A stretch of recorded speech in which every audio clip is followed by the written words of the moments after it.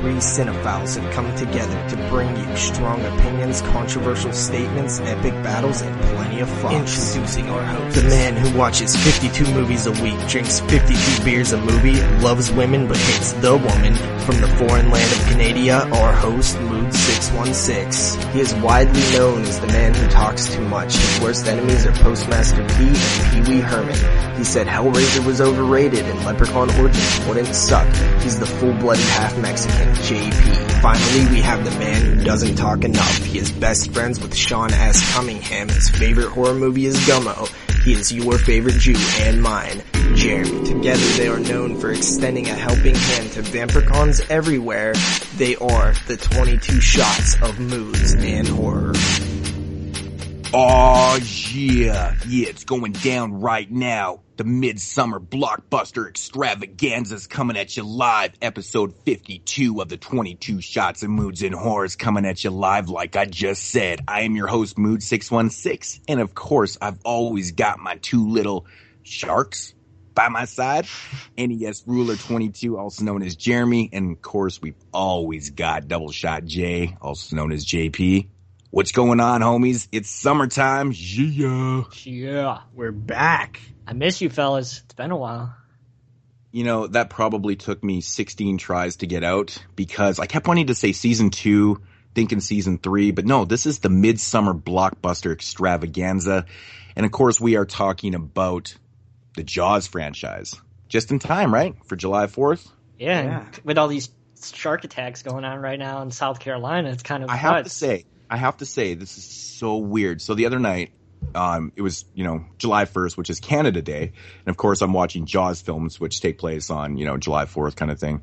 And me and the wife, we watched 1, 2, and 3 that night. And she texted me the next morning. She's like, what's so weird? She goes, have you been reading the news? And I was like, no.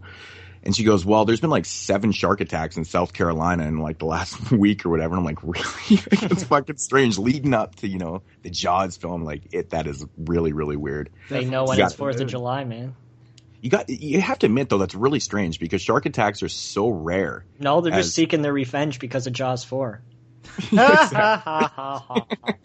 But no, that's so rare, but that many leading up to July 4th. And it blew my mind. I thought she was joking around, but yeah, pretty interesting stuff. Yeah, so. Definitely. Shark attacks are, like you said, really rare. I think I read a statistic a while back where there's like 7 a year or something. Usually they're not fatal and stuff like that. So anytime you hear a shark attack, it seems like such a common thing, but it's really not. Like, it doesn't happen that often. Yeah, I don't think anybody died from these. They just got fucked up. Yeah, well, I mean, they say there's usually under a dozen a year, and very, very little fatalities and stuff. They're super rare, but to hear 7 in 1 week, I'm thinking, what is going on down there? Like, that's got to be one of the weirdest things I've ever heard, but I don't know. Really, really strange. It's all Jaws 4's fault. Yeah, so why Jaws? I would actually like to find out. I would actually really like to know what is causing all those shark attacks because it's really rare. I mean, I always bring up this one statistic because it made me laugh. It was 1 year I was looking up. I'm a stats person sometimes. I like to read shit like this, but it was one specific year where there was more people killed by pigs, farm pigs than sharks. And I'm just like, that's how rare shark attacks are. Pigs are the smartest animals. By vending machines. Pigs are vicious. Sharks. Yeah, but they're the smartest animals on the planet next to chimps. Yeah, pigs are insanely smart. So. Yeah. Pigs know that they're about to die. Yeah. Yeah. They're just like humans, man. We know. I guess. Well, I mean, if I'm leading you into the back of a truck with a shotgun, you might know, Moods, but pigs also know. Yeah, that is true.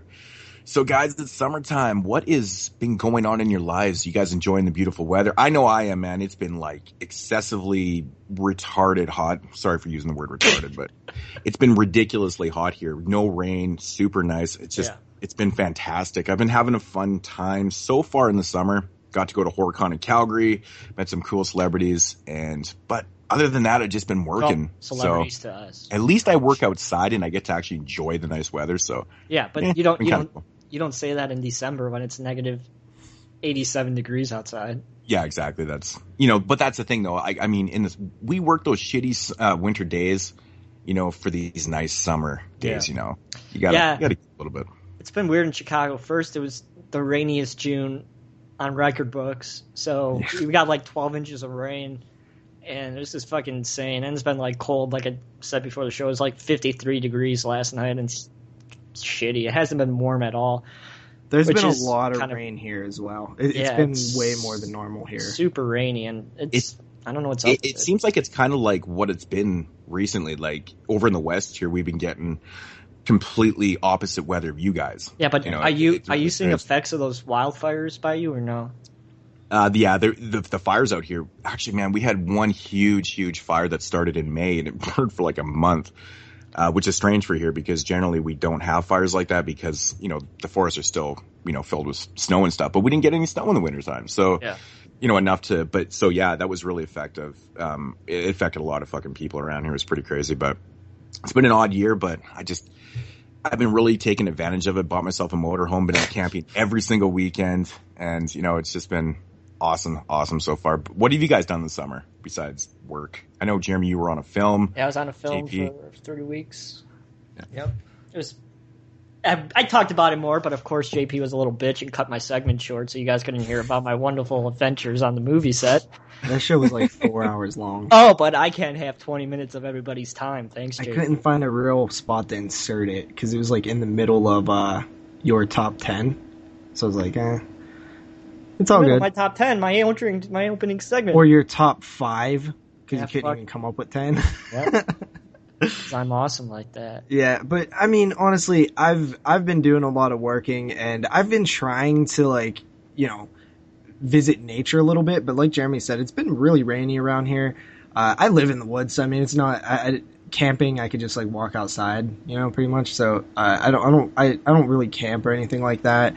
Been chilling with friends and stuff during the off time, which is nice because I haven't really done that a whole lot as of over the winter.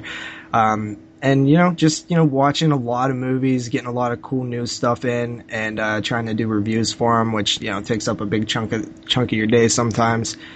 Haven't been working on any films like Jeremy, and yeah, that's me. Nice. Yeah, I know, man. Lots of reviews this summer. I've done a lot. I've done 9 written reviews and 3 video reviews in like 6 weeks, something like that. I know, Moodz, you did a shit ton more than me. Yeah, I've slowed down because I'm pretty much at the end of mine, and me being in Canada, I don't get a lot of stuff up here as fast as you guys do. So it's been there's a gap now, but there should be some more coming. But yeah, no, it's been fun. I like doing it. So yeah, it's fun. Yeah.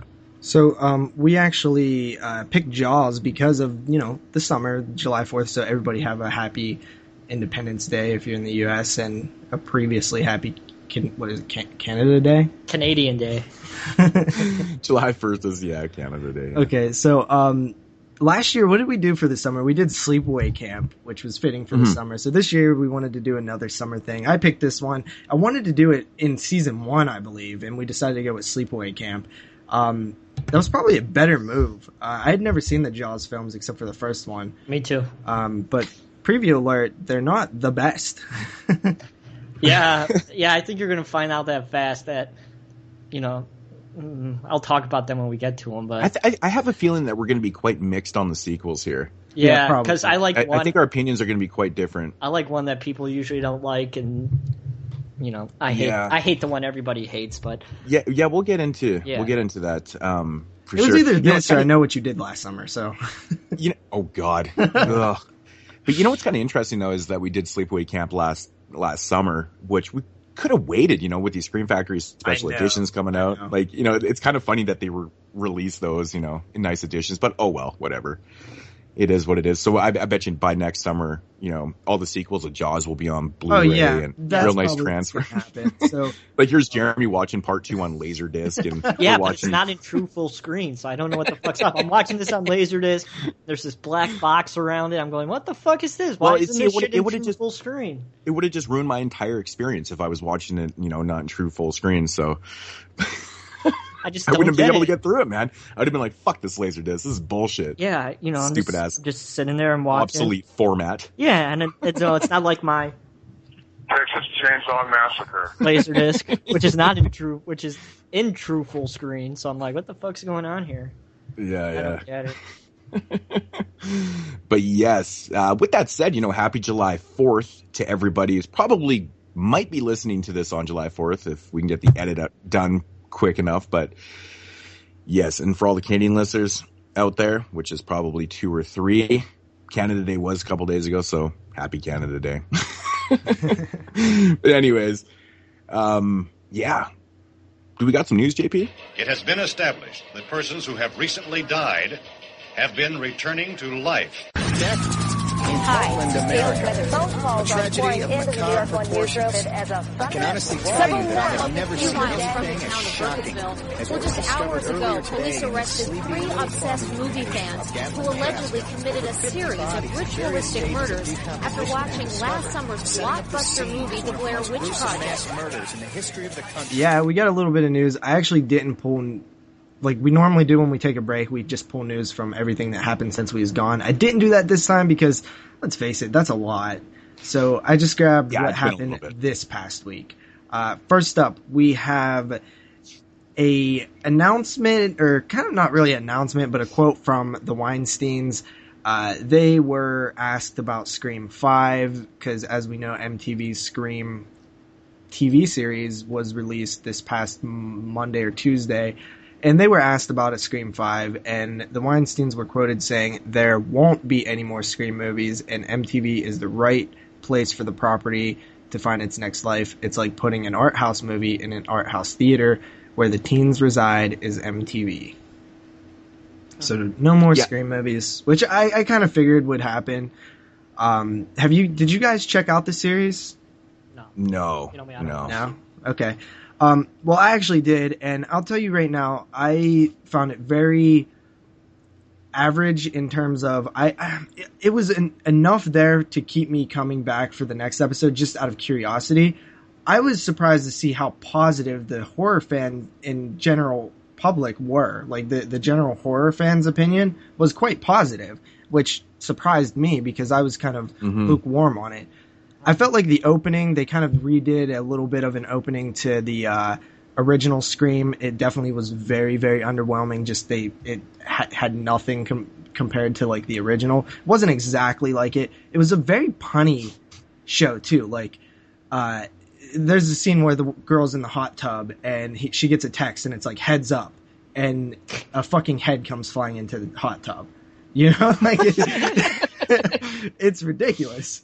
There's some spotty acting in it. I did like some of the references. There's a scene where they're all in class and they start talking about like, oh, well, with horror being on TV, with shows like Hannibal, Bates Motel, and, this and that, people are remaking 80s horror films or whatever, but making them into TV series. And then one of the kids says, well, you can't have a slasher as a TV series. It just doesn't work. The formula doesn't fit for TV. So it was like a nice, like, that meta style humor that Scream has always like. They're kind of poking fun at themselves a little bit. Yeah, the self-referential stuff that was there, and it was kind of few and far between. But what was there, most of it was pretty decent. And that's what you kind of like the Scream movies for.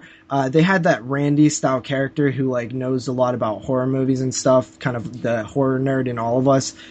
He's not nowhere as good as like the pilot Randy episode. Character. Did the pilot episode feel like, kind of forced? Did you feel like it was forced at times?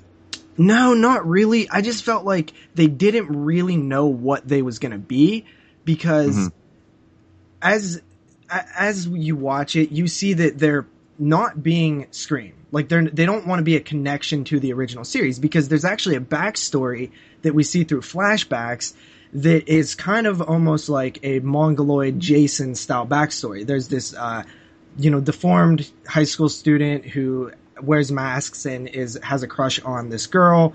He captures her or something. They kill him, but was he really dead type thing? And I'm thinking like, okay, and it is set 20 years prior to what we're watching. So I'm like, okay, so you're creating a backstory to base your show on? Why? Why create a backstory? You already have a backstory. Just use the original Scream.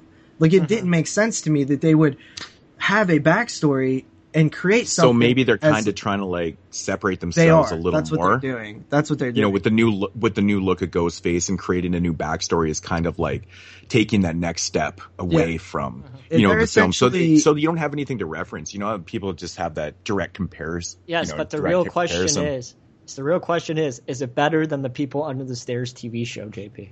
I don't know, because that's not out yet. But it's not out yet. It's never going to come out. So, yeah, I mean, it was kind of a weird watch for me because to me, it was frustrating because it's like, I want it to be connected to the original because it could be so easily, especially since they had a setup where they're talking about shit that happened 20 years ago, but instead of referencing the original source material, they create all new material with a Jason, like, Mongoloid Victor Crowley type killer, which they even kind of reference, like, it's your classic, you know, tragic, deformed kid story. Like, they reference that.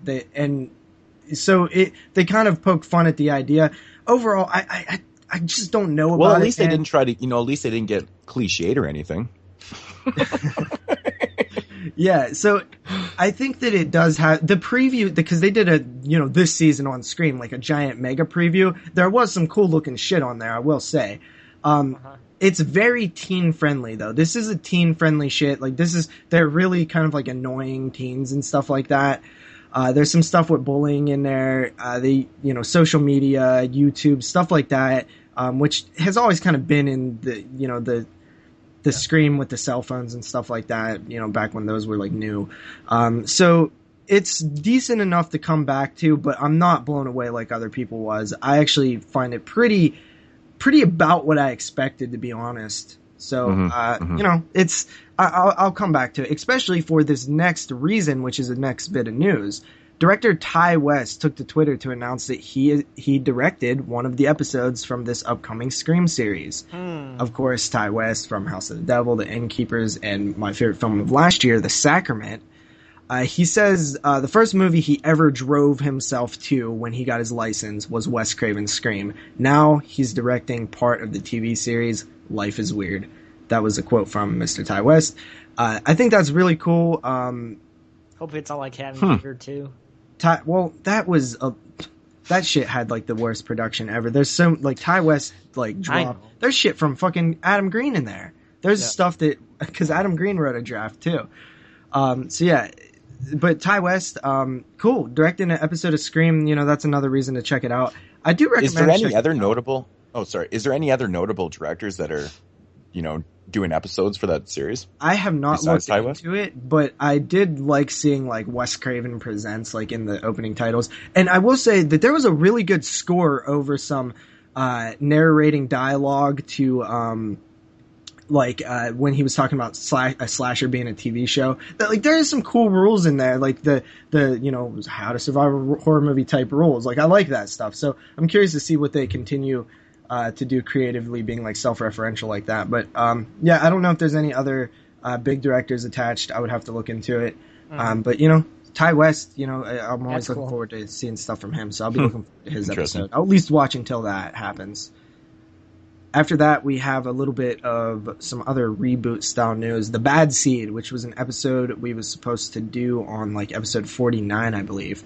That was supposed to be a movie we was going to cover. Once it was... we seem to always reference that. Like, oh, it was an episode that we were supposed to do. Like 80,000 other movies. Yeah. So The Bad Seed was once supposed to be remade by Eli Roth. And now it's being remade not by Eli Roth, but by the Lifetime Network, which is a female-driven cable network. It's going to be a remake from the original novel, which will be ultimately produced by Eli Roth. Yeah, somehow. You know. Yeah. I guess I could see that. You know, it makes sense. This is the type of film that should be on the Lifetime Network if you're gonna. You know, I'm not saying that they should remake it for the Lifetime Network, but there have been films about bad kids on the Lifetime Network. So, you know, it makes sense. And, you know, it's funny because from what I understand, and we've talked about other films that were being made for the Lifetime Network, horror films, it seems like Lifetime gets a lot of positive reaction to their horror content. You know, whether it's from 40-year-old women or what, it's still interesting that they're, you know, embracing the horror side of things, because even the adaptation they did of Stephen King's Big Driver, I thought was passable. Like, it was a passable, decent TV movie. So, I mean, it's cool to see them do stuff. The Bad Seed, however, not really. There's a fucking million Bad Seeds out there, right? I mean, that story has been done to death.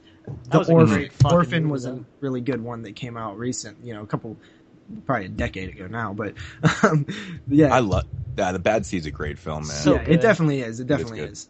So yeah, it is what it is. I'm not really like super looking forward to it or anything. Yeah. After that, we have the Sci-Fi Channel. They are creating a anthology TV series called Channel Zero. Now, this is not an anthology like me and Moodz have been talking about needs to be created. This is more of your American Horror Story anthology, where they say that each season will be a different story arc. So it seems like that's the new way to go now. I'm not really sure. I'm not sure if I think Max Landis, whoever that is John Landis' kid, question mark? To be honest, I think the reason why these shows are going this route is because it's probably cheaper for production wise. Like you don't a show have like to Tales get from a the Crypt. Set every episode. Yeah. Exactly. Tales from the Crypt, man, not only had, a lot of famous cameos and stuff, but it had really well-known directors and and you have to change it's a total production. But the thing about, with something like Tales from the Crypt is that you could pretty much, film all those episodes at one time. You can pump that out pretty quick with these ones, but you can't quite do that. But yeah, I think it's more about, it's just a money cost thing. It's just all about, well, it all comes down to money, really. But I don't know, man. I just don't see why somebody doesn't try that. Let's do that anthology type thing again. Yeah, well, even Tales from the Dark Side got canceled before it got picked up. Right? I know. It really, really sucks too, man. Ryan Nicholson he'd worked on that pilot episode. Yeah. Oh, really? And and he said actually the episode was really cool. He said he really enjoyed it and stuff. And he works on a lot of cool shit, that guy. But he was so pissed. He's like, it really sucks that no one's gonna get to see this episode. Yeah. And they didn't even give it a chance. That's what really fucking pisses me off. Netflix is that they was shopping it though, so I don't know if that's still in works or not. But yeah, that was so. That was just devastating to hear that they canceled that. And I was like, oh, here we go. We're never going to see one now. But unless they reboot Tales from the Crypt, man, that's what they got to do. About that. Yeah, it's all about that almighty dollar, man. These shows like American Horror Story, they're just cheaper for production wise. So it's all about that money. So the plot of this show is Channel Zero will focus on a new story each season. The first season of the series will be based on Candle Cove by Chris Straub, a short story that originates from the user-generated internet horror phenomenon known as creepypasta. It tells the story of a mysterious children's television show from the 1980s and the show's role in a series of murders and one man's dark secret. Creepypasta, you don't know what that is? No. It's actually very, very popular. It's like almost like a Wikipedia page, but it's for creepy horror phenomena type. So it's like Fear.com. Like Slenderman, that came from creepypasta. I think there was you ever see the memes where it's like that one episode of Ed, Ed and Eddie that was rumored to exist that got shut off and it's had all kind of crazy stuff on it or whatever. It's just it's like folklore for the internet age, like horror folklore. But I think that sounds kind of interesting because a lot of people always said that they should adapt some of these stories from creepypasta because they're quite amazing, actually. But yeah, there's some different, type interesting stuff there, so that could be cool. Who knows? So it's fan fiction or is it real? It's just, it could be, there's actual stories, there's legends, there's... So are they submitted by fans that just these are based on real stories? Or who's writing this stuff? It's user generated, so it's like Wikipedia. Wikipedia is so it's us. Yeah. Okay. But there's also some it's regulated in some way. Okay. Okay. Yeah. So who knows? Sounds cool. More horror TV. I mean, it's everywhere. Oh yeah.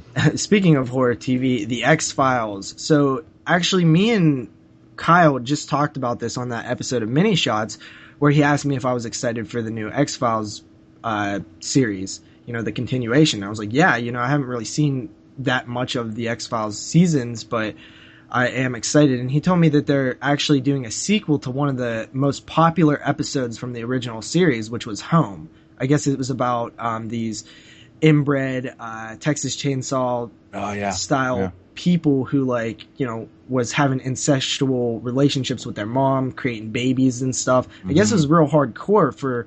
It even got pulled at one time from the network, but was eventually put back on TV. But apparently there was supposed to be a sequel to that episode, and everybody was super pumped about it. Well, the show's creator actually confirmed, saying we're not going to reboot any of our old favorites, although it was something we all thought about. These will all be brand new stories. We hope to scare you in brand new ways. So that kind of is a little disheartening, right? Because I like the idea of doing sequels to some of those stories, because as far as I understand, for the X-Files, there was two types of episodes. There was the main story arc dealing with the overall grand picture of the government and aliens, and then there was your Monster of the Week episodes, which was your basic any type of horror anthology show where you have a different type of baddie you're dealing with each week. And from what I understand, a lot of people really like those Monster of the Week episodes because there was a lot of cool ones there. So it would have been cool to see some follow-ups to some of those, but I don't know. There's always season 2, I guess. If there is a season 2. Well, I mean, it might be I'm assuming it's probably going to do pretty good. Yeah. There's a lot of fans of that show, man. I bet you it does really well. Yeah. Anchor Bay is picking up Martyrs, the remake. I guess it's already been filmed. We talked about that last season, or earlier this year. They nabbed the North American rights, including plans for a limited theatrical release. That's basically the news right there. That makes me theatrical. Wow. sad. Yeah, I don't know. I'll watch it. I'm just sad. I'm just not interested, really, because I still haven't even seen the original. So I at least want to see the original before I even think about the remake. I just find it funny that it was already filmed. Remember when it got announced? It was it's already done. It's what? How did that happen? Magic. Yeah. I honestly don't see, from what everybody says about Martyrs, I can't really see how this would really improve on it in any way. Yeah. It's not my favorite French film, but I don't think a remake would do it any justice, to be honest. It's such an odd film to remake, man. I could never wrap my head around why you'd want to remake Martyrs. Yeah. Well, I feel like it would be a smart film to remake when it came out, but I don't see what the point is now. When it came out, there was a lot of buzz about it, but a lot of the North American audience didn't see it because it was a foreign film. So it would have made sense to do a remake for the American audience, much like Let the Right One In, or some of those other films like The Ring, stuff like that. But after all this time, what the fuck is the point now? Yeah. Yeah, I don't know. Because you can't even capitalize on the boom of it anymore. Because the boom has. I don't know, man. It's so talked. The original Martyrs film always gets brought up. You still hear people talk about it, man. It's just always a conversational piece. The Fab Five. All those films, really. Yeah. I mean, among us fans and stuff, it seems to be. I think just one of those ones that always gets brought up. I think Martyrs, High Tension, and Inside more than Frontiers and Them. Yeah, definitely. Gets talked about a lot. Oh yeah, Frontiers and Them are definitely the back burners there. Yeah, I think Inside is definitely the strongest. I haven't seen it, but it seems like the most popular. Yeah. It's kind of interesting because I actually prefer Frontiers and Them over Martyrs. I'm really excited to do this show. We need to stop talking about them. We want to do a Fab Five show where we talk about all 5 of those films we just announced or just mentioned. I love them. That'll be a fun show. And Moodz, I share a similar opinion, but it is especially fun for me because I've only seen High Tension. Yeah. So finally, for the news this week, I guess last week it was reported that Halloween Returns was filming in July in Louisiana. I guess that's not the case. Bloody Disgusting tracked down the producers, and they said that they're not filming yet, and they might film in fall to get the look and feel of Halloween down. So the location has not yet been determined, but they're looking at a fall shooting schedule.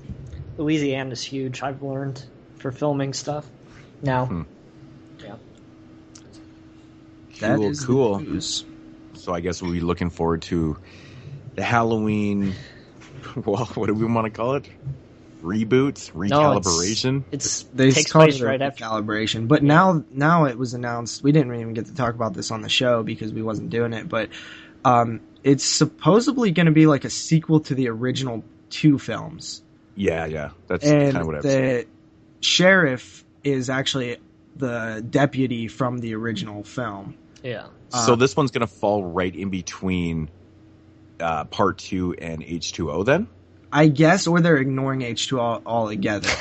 See, that's what I was thinking when I first read that. I was like, are they just going to ignore H2O and just kind of do their own story and go from there? It's like, well, essentially what they're doing is they're H2Oing it, right? Where H2O ignored everything that came after Halloween 2 and just created its own storyline. Yeah, that's kind of what 4, they're 5, doing. and 6 exactly. Yeah. So that's weird. There's gonna be like 4 different Halloween timelines now, but I know, but but that's different though because Halloween H2O ignored 4, 5, and 6 and just kind of did their own film. That was kind of a sequel to Part 2, but this one's kind of going in between because now there's already a film. There's H2O. Now you're putting this one right in the middle.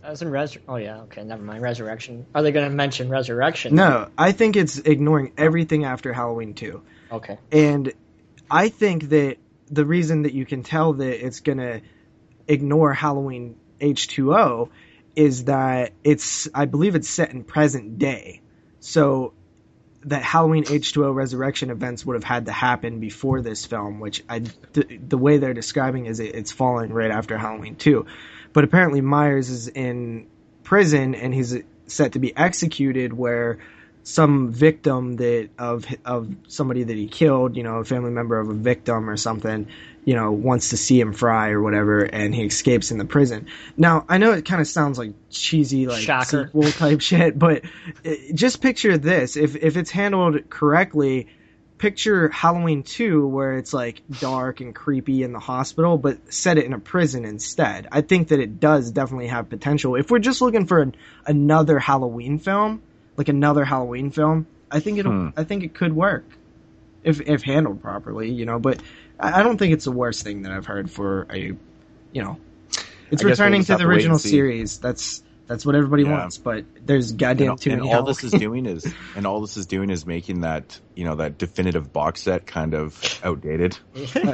Well, it's always going to eventually get outdated, but I know that there's somebody out there right now who's waiting for it to come out because they're going to find a way to connect all the films together, including Rob Zombie's films. Like, do you ever read the stuff where people connect every one of them together? Yeah. And it's that's a lot of fan fiction, but we'll go with it.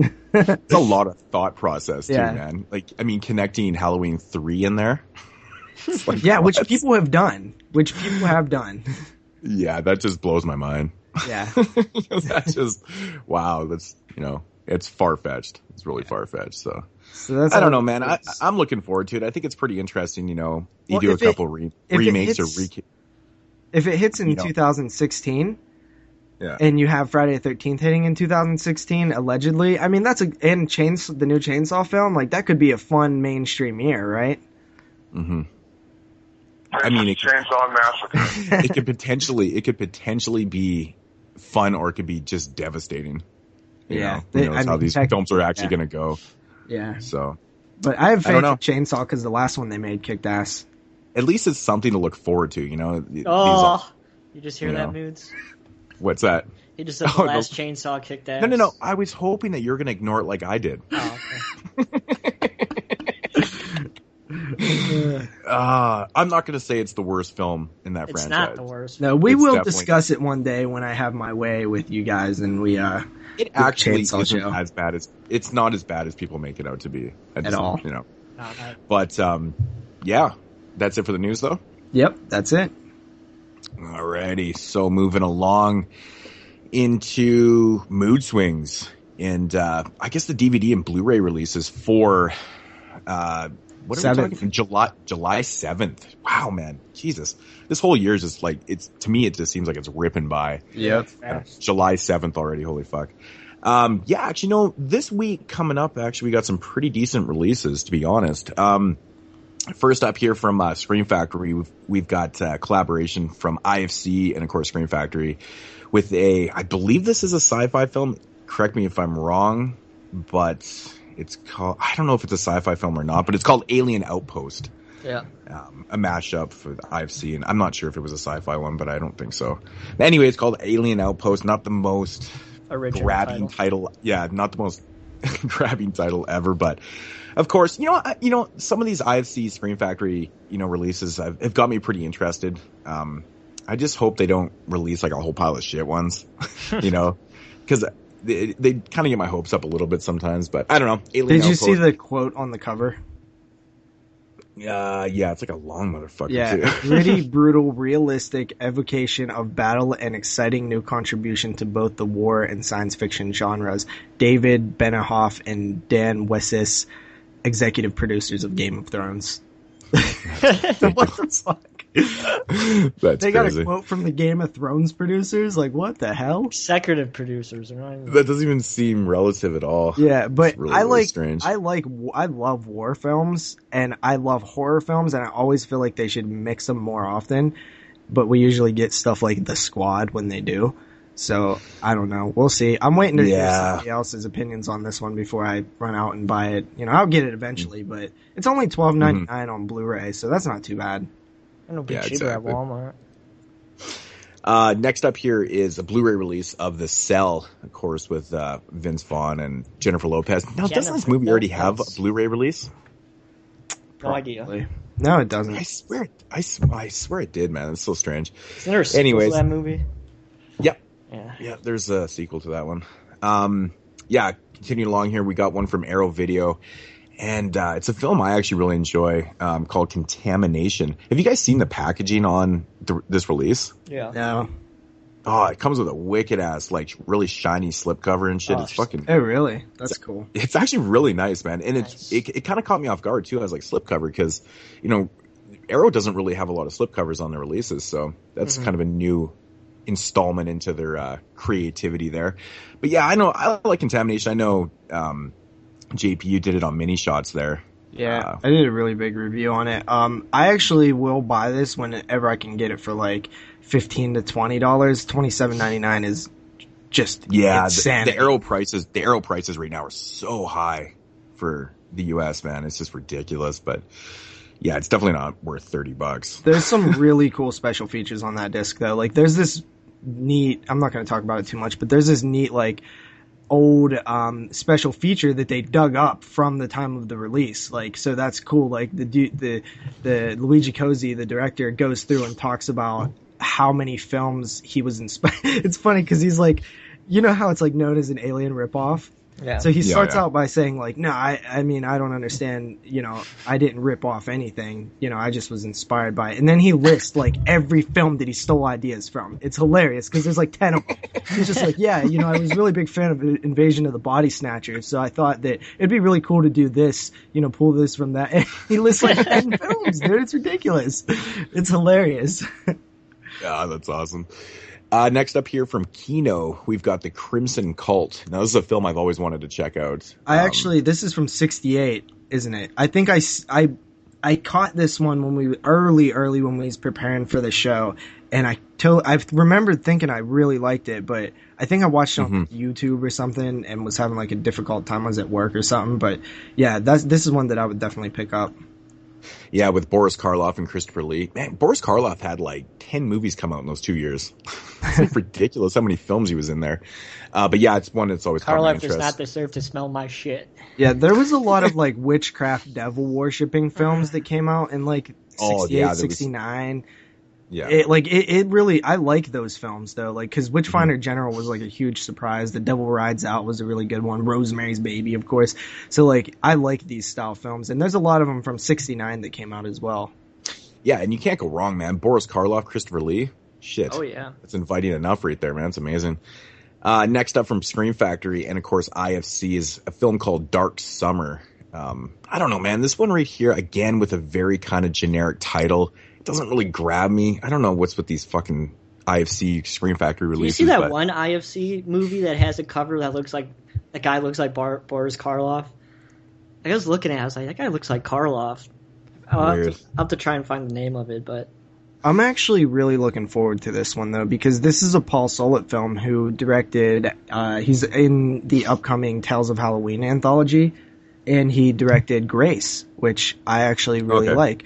And he's Adam Green's boy, and I've heard good things about this one when it hit the festival circuit, so I'm looking forward to this one. Yeah. Well, let's just hope the film's better than the title. Dark Summer. Come on. Yeah. I don't know. Next up here from Kino again. Man, Kino is just killing it with the releases, man. They're releasing so much stuff too, but it's pretty quality damn quality. Stuff. Yeah, it is really good quality stuff. But of course, they're releasing Deranged. I know Arrow had a release of this a couple years ago. I think everyone kind of expected that this was going to come out from Scream Factory, considering the old MGM double feature DVD was featuring Deranged and Motel Hell.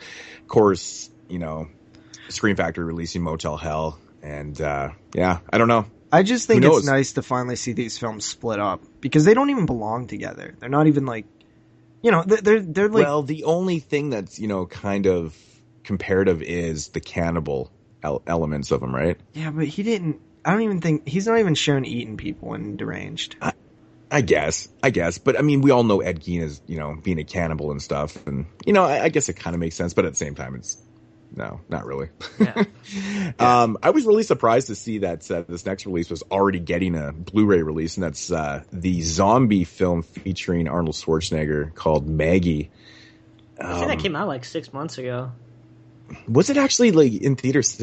Was it that long ago? I think so. Are you sure? I thought it was just in there a couple months back. It was like 3 months ago. I was gonna say like 2-3 months ago, man. Like I swear. Yeah, but that's usually how long it takes, 2 to 3 months. 3 months. That seems pretty quick. So I've actually heard a lot of negative things about it. I did too. I heard it's just typical Hollywood schmeejmo type of like just bad stuff. I haven't trying to really capitalize on World War Z. Yeah, kind of. But I heard it also is just like your typical. This is what Hollywood does with zombie films. Like they kind of tame them down a little bit and make them more about like the people.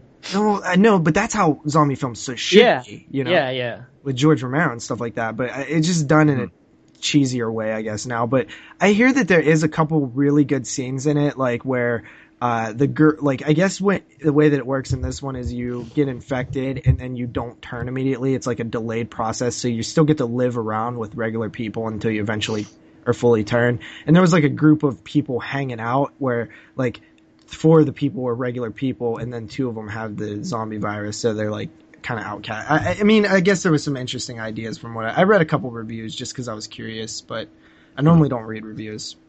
Mostly negative stuff, though. Yeah. Next up from IFC is the sequel to The Pact, The Pact 2. Which you can check out for review on the website from me. Yes. And I think it sounded like it was a little underwhelming. Which is such a shame because I really enjoyed the first one, man. I was like, it had some issues. I wish, like I said in my review, I wish it would have contributed more to the first film than just the Jonas serial killer. Besides the girl from the first film, she's in it for like 10-15 minutes at the most. And I feel like her character's just written into the script just to have something connected to the first film, and I don't really think it works very well. That makes very much sense. I think I probably nailed this review because to me, I felt like when I heard that The Pact was getting a sequel, I was like, after I'd seen The Pact, I was like, it doesn't feel like a film that needs a sequel or how it would even work. I also really liked the first Pact. It is filled with fucking plot holes though, but I did enjoy the first one very much. Yeah.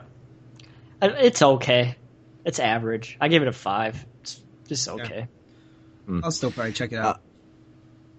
Yeah, I'd probably have to check it out sometime. Next up here from Scream Factory is Stuart Gordon film, who I just actually met a little bit ago. And it's called Robot Jocks.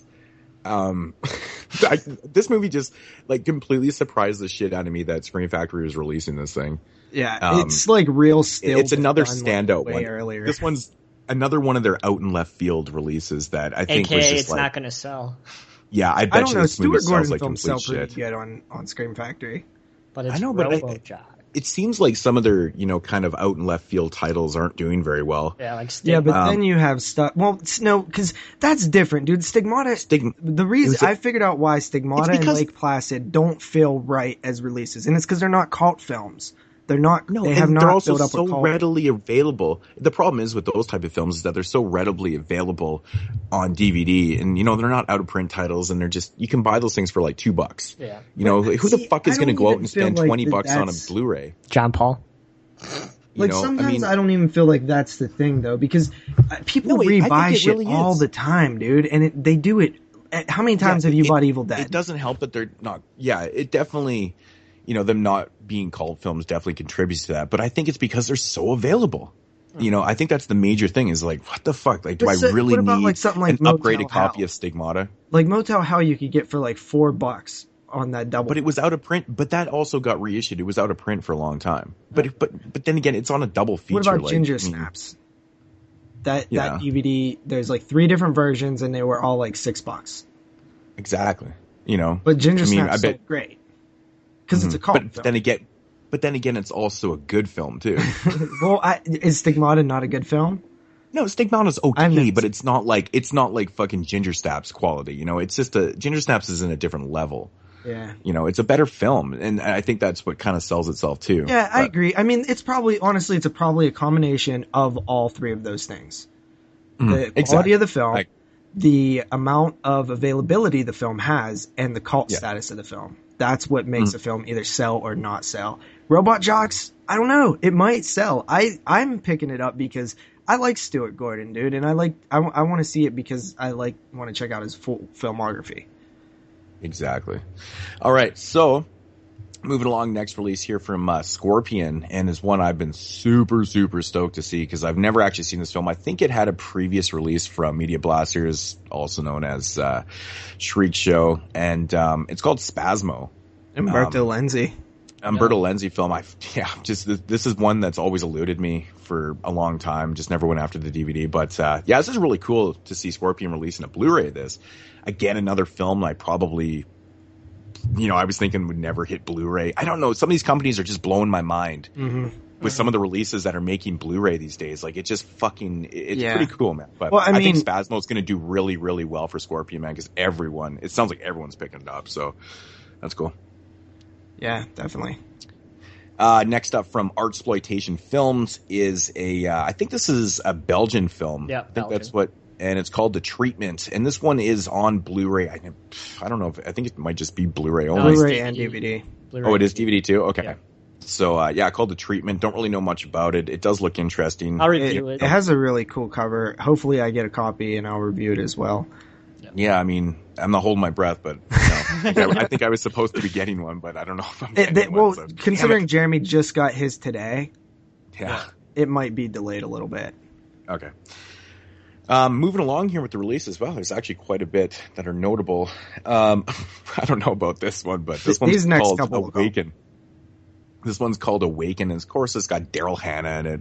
Vinnie Jones is making an appearance in this one among people. So, I don't know. By the cover, what is this one representing? I see a skull on an island rock. Yeah, so is it a ghostly? No, it's not. I don't know if it's a ghostly or if this is it could potentially be a It looks like a survival action pirate type shit. I don't know. Pirate? Not pirates, but it looks like... Oi. I don't know, dude. It's like... If you see the cover, you've seen these type of It's like a bunch of people get kidnapped, and I think there's people on the island that are harvesting organs and stuff. So or they're have a marijuana field, or they fucking have there's some kind of bad guy, bandit, crook type fools on there. We've seen this time and time again. All right, so and actually this is a series I've never really heard many people talk about, but it's called Bitten. Do you guys know much about this? Nope. Cover looks bad. TV series called Bitten, so it can't be that popular if none of us have ever heard of it. Anyways, season 2 is coming out on DVD if you're interested in Bitten. This next title right here kind of interested me because I'm pretty damn sure there's already a movie with the exact same title. I don't think they're remaking this, but it's called Flight of the Living Dead. What? Like, why? The cover looks awful too. looks terrible. All those Living Dead movies are terrible. There's already a fucking movie called that. Actually, Flight of the Living Dead wasn't actually even that bad. Yeah. To be honest, it wasn't even that bad. I could even see the cover with like the girl's face in the sky. Yeah. Exactly. That's so strange, man. It's from Cinedyme. Yeah, Cinedyme. This next one looks pretty awful. The Horror of H.P. Lovecraft. Yeah, the title is, or the cover is just fucking terrible on it. Being released by Wild Eye. So we might be reviewing this. No, I'm not reviewing. Yeah, I'm gonna pass. Yeah, honestly, the cover, the tentacles around her do look photoshopped as hell. Like they're not even blended smoothly. They're terribly done. They're terribly done. Next up from Uncorked Entertainment is a film called The Redwood Massacre. You know, I'm such a sucker for these type of films with massacre. Is hit and miss. These are like your typical like ones that you'll find on every single website for like $1.99 in 5 bucks. Yep. I kind of like the guy's mask on this though. Not bad. Yeah. I don't mind it. The cover's not very great, but the mask could be potentially kind of cool. But anyways, yeah, it's your typical dollar store type pickup. And last up for the releases, which I'm really excited about this one. This one actually made my top 30 films of last year. And as most people say, it's the remake of The Town That Dreaded Sundown, but it's actually not. This is more of a sequel. But yeah. Well, I think if they would have called it The Town That Dreaded Sundown 2, they might have avoided that confusion. Exactly. But this movie is completely a fucking sequel to the original one. I don't even know where people started saying it was a remake because when you watch the film, Town That Dreaded Sundown. Yeah. I think that's really why, though. No. This is after people had seen the film. They're still calling it a remake, and I'm like, did you not watch the movie? Like, is it better than the original? To be honest, man, I kind of enjoyed the original. Town That Dreaded Sundown is a fun film, but it's so goofy and it has like retarded music at times. And man, you used R words twice. There's certain things about the movie that kind of put me off a little bit in the original. It actually, I'd made a post a long time ago about. I asked people to name some films that the more you watch, the less you like. And I'd posted that it was, The Town That Dreaded Sundown. For some weird reason, every time I watch it, I just don't care for it as much as I did the previous time. So, well, that's not good for me considering I didn't love it the first time I seen it. Like, honestly, I think it's it's okay. There's some cool moments to it, but I don't know, man. It's not my thing, really. It was more highly sought out because it didn't have release. Yeah, I think that's really why. So it was always it was like heavily bootlegged and everyone always wanted that movie. But like when you really break it down, forget all that bullshit. And you watch the movie, it's a little goofy. It's a little goofy. There's parts in this film that kind of remind me of like Last House on the Left with the goofy, cops and scenes like that with the music and shit like that. And I don't know, it kind of takes you out of it a little bit. But overall, it's not a terrible film. But I really did enjoy this the sequel though, like how they reference the first film and how everything kind of comes together in it. Not bad. Cool. So yeah, $9.99 on Amazon. That's a good price. Yeah, that's a really cheap price for that. For the DVD or the Blu-ray? Both. That was the... Oh, nice. Yeah, you could either get the DVD for $9.99 or the Blu-ray for $9.99. Wow, the same price there. Yep. Interesting. That happens from time to time. It's weird. I think the Blu-ray on .ca is like $30. Yeah. Of course, fucking stupid. But yeah, that's going to do it for the DVD and Blu-ray releases for July 7th, 2015. Yeah. All right. So moving along into the voicemails / questions. JP, do we have any voicemails or questions this week? We do not have any questions, at least that I have on file. They could have been asked and I've missed them. But we do have 2 voicemails. One from our homie Derek, which we'll play first. Hey guys, Derek here. Hi, Derek. Summer questions for you guys. It's a great thing you're doing Jaws. Love Jaws. New England horror, guys. Alright, here we go. Since you guys are doing Jaws, what is your favorite Jaws ripoff film of all time? You had one, the ones you've seen. And also, is there any other kind of ripoff films that you guys enjoy watching? Alright, guys. Wicked awesome stuff. Keep it up. Can't wait for what else you guys have for season 3. Let's do this. Woohoo! Derek's so awesome. He wants to know Jaws ripoffs. Jaws ripoffs, and I'm not a fan of shark films. So there's like absolutely fucking hundreds of them. But actually, one notable one that comes to my mind right away that I really enjoy is The Last Shark, also known as, I think the alternate title is Great White, I believe. Yeah, it is. But yeah, The Last Shark, man, is a fun film. There's some funny ass parts in that film, man. It's so Italian and just ridiculous, but it's so much fun. Is that the one that's actually like literally like remakes Jaws almost? Like scenes, or am I thinking of a different one?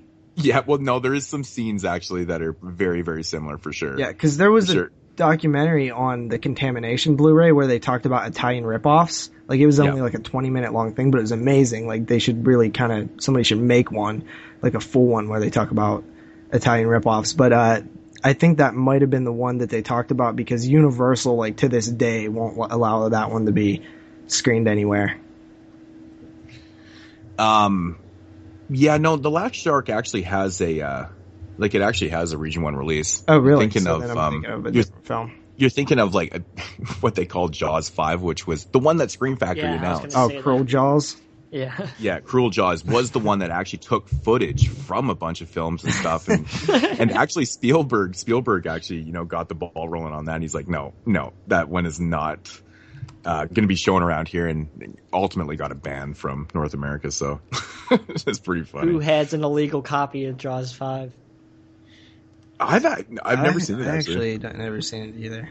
There's got to be one if Scream Factory had the negatives. It was The Great Shark, or The Last Shark, whatever, Great White or whatever. Yeah, there was a lawsuit with Universal. They blocked the North American release. Okay. Yeah, it actually does have an official. Yeah, it definitely has an official release now. Yeah, maybe I can't remember the company that put it out, over the years. Yeah, I think so too, actually. Another one that I really do like is Monster Shark. I think it's also known as, I want to say Devilfish. I believe it's called Devilfish too. I have like a bootleg of it. Monster Shark is really fun. I think it was done by, I think Bruno Mattei actually directed this film.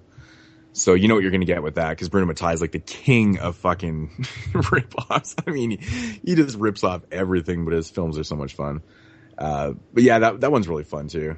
I know, Jeremy, you can't really answer this one. I like. No, I mean, I don't honestly, watch shark films. I told Derek that I don't watch shark films. I think the best one, though it's not sharks, is Piranha, in my opinion. I mean, I haven't seen a ton of them either, but I love Piranha's basically a Jaws ripoff too, like all those type of films. Yeah, it was one of the ones that actually did well. I mean, yeah, technically, like stuff like Alligator, Orca the Killer Whale's a fun one. Yeah. Those are all Jaws ripoffs. I mean, that's what people were trying to do. Jaws pretty much created the killer animal genre because everybody was trying to do that. But it's like, okay, what if we just replace Jaws with shark with a fucking killer whale? Like it an alligator in the sewers of New York or whatever, Moodz did send me Orca. Maybe I should watch it. Yeah, Orca's fun. I mean, honestly, to me, it's not the most amazing film in the world, but it's fun. It's probably about, it's probably one of the better ones that I've seen. One that I don't know if you would call it a ripoff, but definitely like kind of, given a nod to is Deep Blue Sea. I actually think that's one of the better killer shark films in, modern times. Like, I think that one obviously has flaws and things, but it's a fun movie. Mm-hmm. Yeah. It's funny. I actually don't even own a copy of that film. Really? It's so strange. So the other part of the question was, what other types of ripoffs do we like? I like Alien ripoffs, to be honest. They're pretty cool. Dude, I love Alien ripoffs, man. Because I talked about Bruno Mattei films, it was a bunch of podcasts ago and stuff, but Bruno Mattei totally blatantly ripped off Alien, like hardcore, like the whole plot. There's even like scenes like directly taken from the movie. It's fucking so funny. But Alien ripoffs are fun though. Yeah, I agree. Yeah. And you know what other ones that I'm interested in checking out is like the Mad Max ripoffs that came out. I know that somebody just released a bunch of them. I don't know if it was Synapse or what. I think it was like last week. Blue Underground. Blue Underground, that's what it was, yeah. The Bronx Warriors trilogy they released. Yeah. Dude, those movies are fucking awesome. All three of them, man, are great. They're so much fun, dude. They look cool. Yeah. The Mad Max ripoffs. Oh, there's fucking tons of them, man. Yeah. But the cool thing about those ripoffs was those films are like known for having like, real car crashes and shit like that. Yeah. They make them fucking awesome and just, doesn't really happen that often nowadays. So I think that's why everyone liked the new Mad Max. Yeah, they were really dangerous back then. Like people were just, I'll just crash the car. It's like, well, how are we going to do this? It's like, well, I'm just going to get in it and crash it. It's like, okay. Exactly. It's like, how are we going to film you on top of the car? It's like, well, I'm just going to get on top of the car and you're going to film me. I mean, another film that's been ripped off to death, of course, is The Exorcist. I mean, after The Exorcist came out, there must have been 5,000 Exorcist type ripoffs that came out after. One I actually reviewed on the podcast was called Beyond the Door. Oh yeah. That one's actually kind of fun. Another ripoff that I actually like is the Elm Street ripoffs, most notably all done by Wes Craven, like Shocker and My Soul to Take. Oh, fuck, Shocker, man. It's so Nightmare on Elm Street. Yeah, but how about that one? I want to see that one Bollywood Elm Street ripoff, the Michael or whatever it's called. Dude, that was the funniest shit ever. I didn't even know that existed. It looks hilarious, though. Man, I gotta get my hands on a copy of that, man. Yeah. It just looks so good. I mean, that's totally a title that Mondo Macabre should release, It'd be so good. Rip-offs are fun, though, man. I like them. I mean, they're fun, of course, because, I mean, they're so blatantly, ripping off something that is just, it makes it so enjoyable to watch. You're like, it's not like they're trying to hide or disguise the fact that they're ripping something off. They're just like, no, I ripped that off. Well, I found that, with Luigi Cosi, the Italians had this weird attitude where, like, to them, like the Troll 2 documentary, right? Like the guy is so serious. Like they I don't think they really feel like they're ripping shit off sometimes. I know. Oh yeah, good times. But yeah, there's God. Honestly, I think the Italians have the funniest ripoffs. I mean, they ripped off everything. I mean, they even made their own Rambo films and like shit like that, man. There's a lot of ripoffs out there for all genres. Star Wars. There really is. Oh yeah, Star Wars for sure. Well, I mean, actually, Luigi. Well, they even capitalized on Star Wars, man. Yeah. The Italians, they made a bunch of those. Yeah, things. I mean, even Roger Corman was ripping off those films. Man. Yeah. But the guy who made Contamination, his film right before Contamination was called Star Crash, and it was a Star Wars ripoff. And Star Crash was done. Yeah, oh my God, Star Crash is awesome. So good. Yeah. So just low budget Star Wars, man. Yeah, it's good stuff. I guess we have another voicemail. This is the last one for the night, and this is from either Rob or Ron. Can't remember which one. Hey guys, Rob from Georgia calling with really, I think what amounts to just a comment and perhaps a question or maybe even a conversation starter. I guess we'll just see. First, I just want to say happy summer to all, whether at work or out and about. I'm hoping the best to you guys these next couple of months. Thanks, JP, for the stuff. It's freaking awesome. Nothing like zombie Nazis and snow when the summer gets too freaking hot. Anyhow, got something that's been chewing away at me. Back in episode 29, the second part of the Halloween review, specifically the conversation that ensued around Rob Zombie's entries, man, what a disparity. I mean, in terms of ratings between the two films. And it's the reason for this disparity that I want to dig into. In an interview with Mick Garris, Rob points out that his initial pitch to Bob Weinstein had him making one film, breaking it into two pieces, and releasing it a year apart from one another. Part one was to be his vision of a young Michael, insane asylum, breakout, and part two, more of a retelling of Carpenter's film. It would have saved money, kept the cast intact, and probably been a better product overall. But he was turned down and asked to cram everything into a shortened version of what he wanted. My gripe is with the freaking studio system. Whether it's Craven, Scott, or Del Toro, they all have these kinds of horror stories, and I'm just freaking sick of it. Wasn't House of a Thousand Corpses and Rejects enough to merit Rob the benefit of the doubt? And if he had been given this benefit, our conversation, episode 29, or whichever it would have been a different beast altogether. Most likely, no disparity in ratings between the two films. So I guess if I got a question, it's this. what do you guys think the eventual outcome of Rob's Halloween entries would have been had he got to do it his way from the start? Any thoughts? I cannot wait to hear. Peace. That's a really good voicemail. Passionate right there. I love it. Send more of those. Yeah. So he asks us, first of all, you're welcome I sent him some DVD. He was one of the contest winners. So, you're welcome. Sorry I couldn't send you like a bunch more, but glad you liked what you got. And two, man, I didn't even know that. Like, I didn't know that was Rob Zombie's original idea for his Halloween remake. He said that he told that to Mick Garrison in an interview. Yeah. That's interesting. Mick Garrison and Rob Zombie are just. Well, Mick Garrison used to do host these like horror interviews back in the day. Okay. Like he used to have like sit down interviews with horror icons. Were these things like televised or were they? I think they're available online. Like some of them were like video form. I think. Interesting. Yeah, my thoughts on that. Now, not really knowing that, that sucks now because I like that idea. I like the idea of making one big ass film, cutting it into two parts, and but now when you think back on it, you're like, wow, okay, maybe it does seem like it's kind of, like a lot of people do say like the Halloween remake that Zombie does feel like two different films, right? Yeah, and it makes so much sense now. Why? Yeah. Now we know why it feels like two different films, because the first part of the film was probably supposed to be a little more extended into a full length. But imagine the second half was the first film, was the story of young Michael Myers, and it ended, like the ending was just him walking, like a long shot of him walking out of the hospital or something, you know what I mean? Like, and that's the end, and it's like, holy shit. That would have been powerful, and everybody would have been so pumped for a sequel. I think that would have been the better choice, man. Oh, I completely agree, man. I would have loved to have seen that. Because, we've stated many, many times that I'm a big fan of the backstory.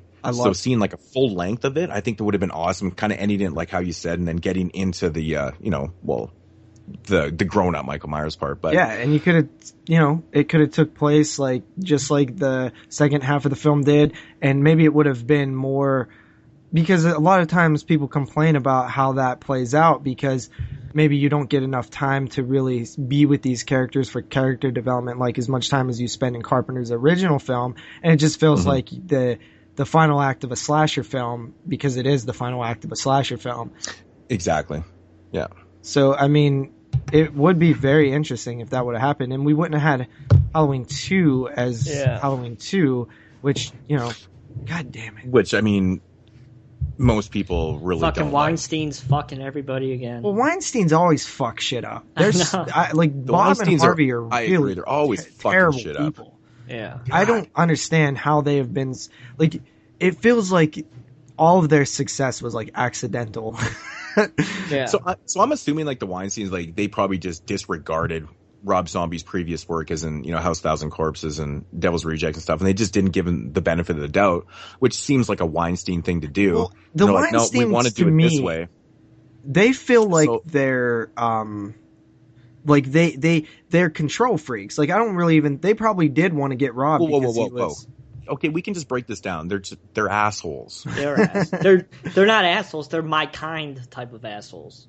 If you get my drift. See, I can't say that because I can't say that, but I get what you're saying. They're JOOs, as Cartman liked to say. But yeah, it totally makes fucking sense, man. They make this stupid ass. Fuck, I hate hearing things like this, way after the fact, right? Because you just want to do something about it, but you can't. Yeah.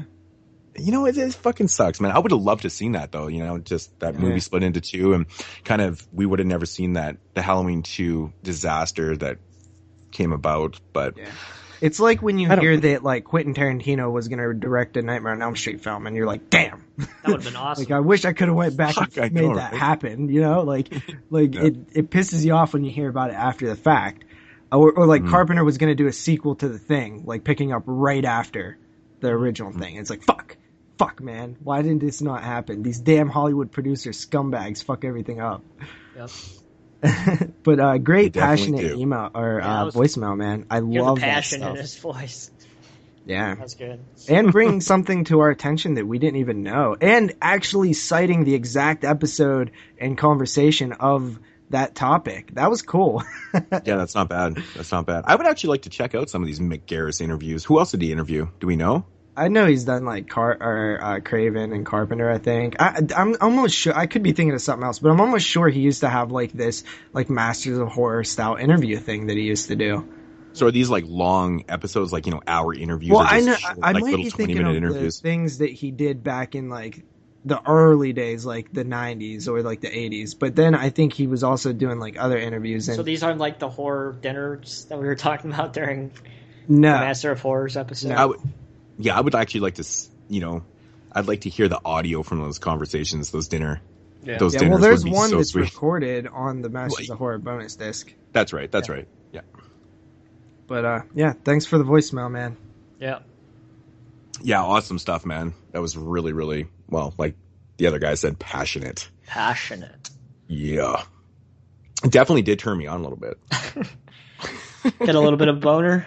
Just a little bit. Not too bad. We got any more, JP? But was your boner in true full screen?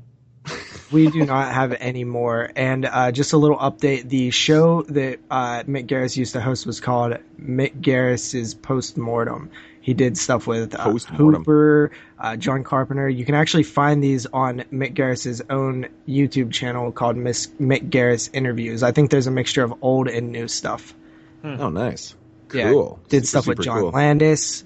I'm going to have to check these out, man. Rob Zombie. I found Rob Zombie's one. It was posted 8 months ago. Fuck, I'm going to have to check this out, man. That's really cool. Yeah, that sounds cool. Awesome stuff. Yeah, so if that's it for the voicemails, thank you guys again for the awesome voicemails. Always creates good conversation. And yeah, keep calling in. We'll have that number again at the end of the show like we always do. Yeah. Alrighty, so moving along with mood swings, we'll get into the coroner's report, of course, of weird stats and morbid facts. Now, this one is coming from the brand new issue of Rue Morgue, of course, July 2015, issue number 157. This is interesting, man. It's got a whole article on American Psycho turns 15 years old. People know my thoughts on American Psycho. Yeah. And if you don't know mine as well. Well, I like it. I fucking love American Psycho. One of my favorite movies of all time. Yeah. So damn quotable. It's so brilliant. And JP, you need to get your fucking head out of your ass and rewatch that shit with an open mind. I'm not saying it's a bad movie. It's just, I don't really like it that much. It's good. It's one of my most watched. I can watch it all the time. The dialogue just sucks me in. It's just the way it's delivered and it's odd and it's awesome. But anyways, now this is something that I believe that I probably knew, or maybe I didn't. I don't know. Maybe reading this, it just kind of, I don't know what the hell's going on. But anyways, this is just a quick little one. This is probably the best one I could pull out of here. I know there's some things that other people probably already know, but I'm blabbling on. Anyways, Eddie Murphy was at one point considered for the role of the villain in 1992's Candyman. Of course, it went to Tony Todd. Oh my God, thank God. Okay, Jesus did you guys Christ. not know that, or did I just announce that. or read something? Okay, I didn't know it either. That I think, anyways. But Eddie Murphy, really? Funny. Isn't that fucking funny? Why would they even consider Eddie Murphy for that role? Yeah, that's bad casting right there. And if somebody says it's because he's black, that's not funny. But no, seriously, Eddie Murphy in 1992. Yeah, this is right. Like, he was like a huge fucking star at that point, man. Like, why Eddie Murphy? Like, Tony Todd seems like such a better choice. Yeah. Yeah, I mean, honestly, just name. I don't know. I honestly don't know. Like, because like Eddie Murphy was doing like real serious roles. Like, he was a stand-up comedian who was like killing it in the 80s, right? I mean, so and that's what I'm saying. Like, even in the early 90s, comedians in the 80s. Yeah, and like even at 1991, 92 and stuff, like he was still really popular. Like that seems like such an odd choice to for a serious horror film like Candyman. I don't know. Yeah. Strange things. Yeah, but I'm definitely glad they went with Tony Todd on that one. Could you imagine if Tony Todd got the role in Vampire in Brooklyn? I've never seen Vampire in Brooklyn, but it's one of the Wesley Craven movies I own. That's the horror film that Eddie Murphy did. That is right. That's funny. But it's like giving the role to fucking Tony Todd. So if Tony Todd would have starred in Vampire in Brooklyn, would it have been a better film? And then, like, would it be what Candyman is today? Would there be 2 mediocre sequels? Probably. Yeah. But actually, just a little tangent right here. There's a little bit of breaking news. According to HorrorSociety.com, which I don't know how, official their rulings are, but apparently Scream did very poorly in ratings, like just over 1 million viewers.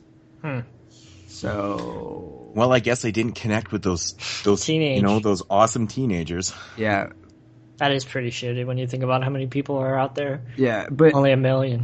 As I'm looking, they also posted some of their current premieres from MTV, and most of them are 1.7, 1.6. 1.1. So I mean, maybe fucking Teen Wolf had 2.1 though. So I don't know. Yeah, Teen Wolf did really well, I think. Yeah. So I guess not the best, but we'll see what happens. Hopefully we get to see Ty West this episode. Hopefully they don't cancel it before. Well, yeah. I mean, that's not very good ratings.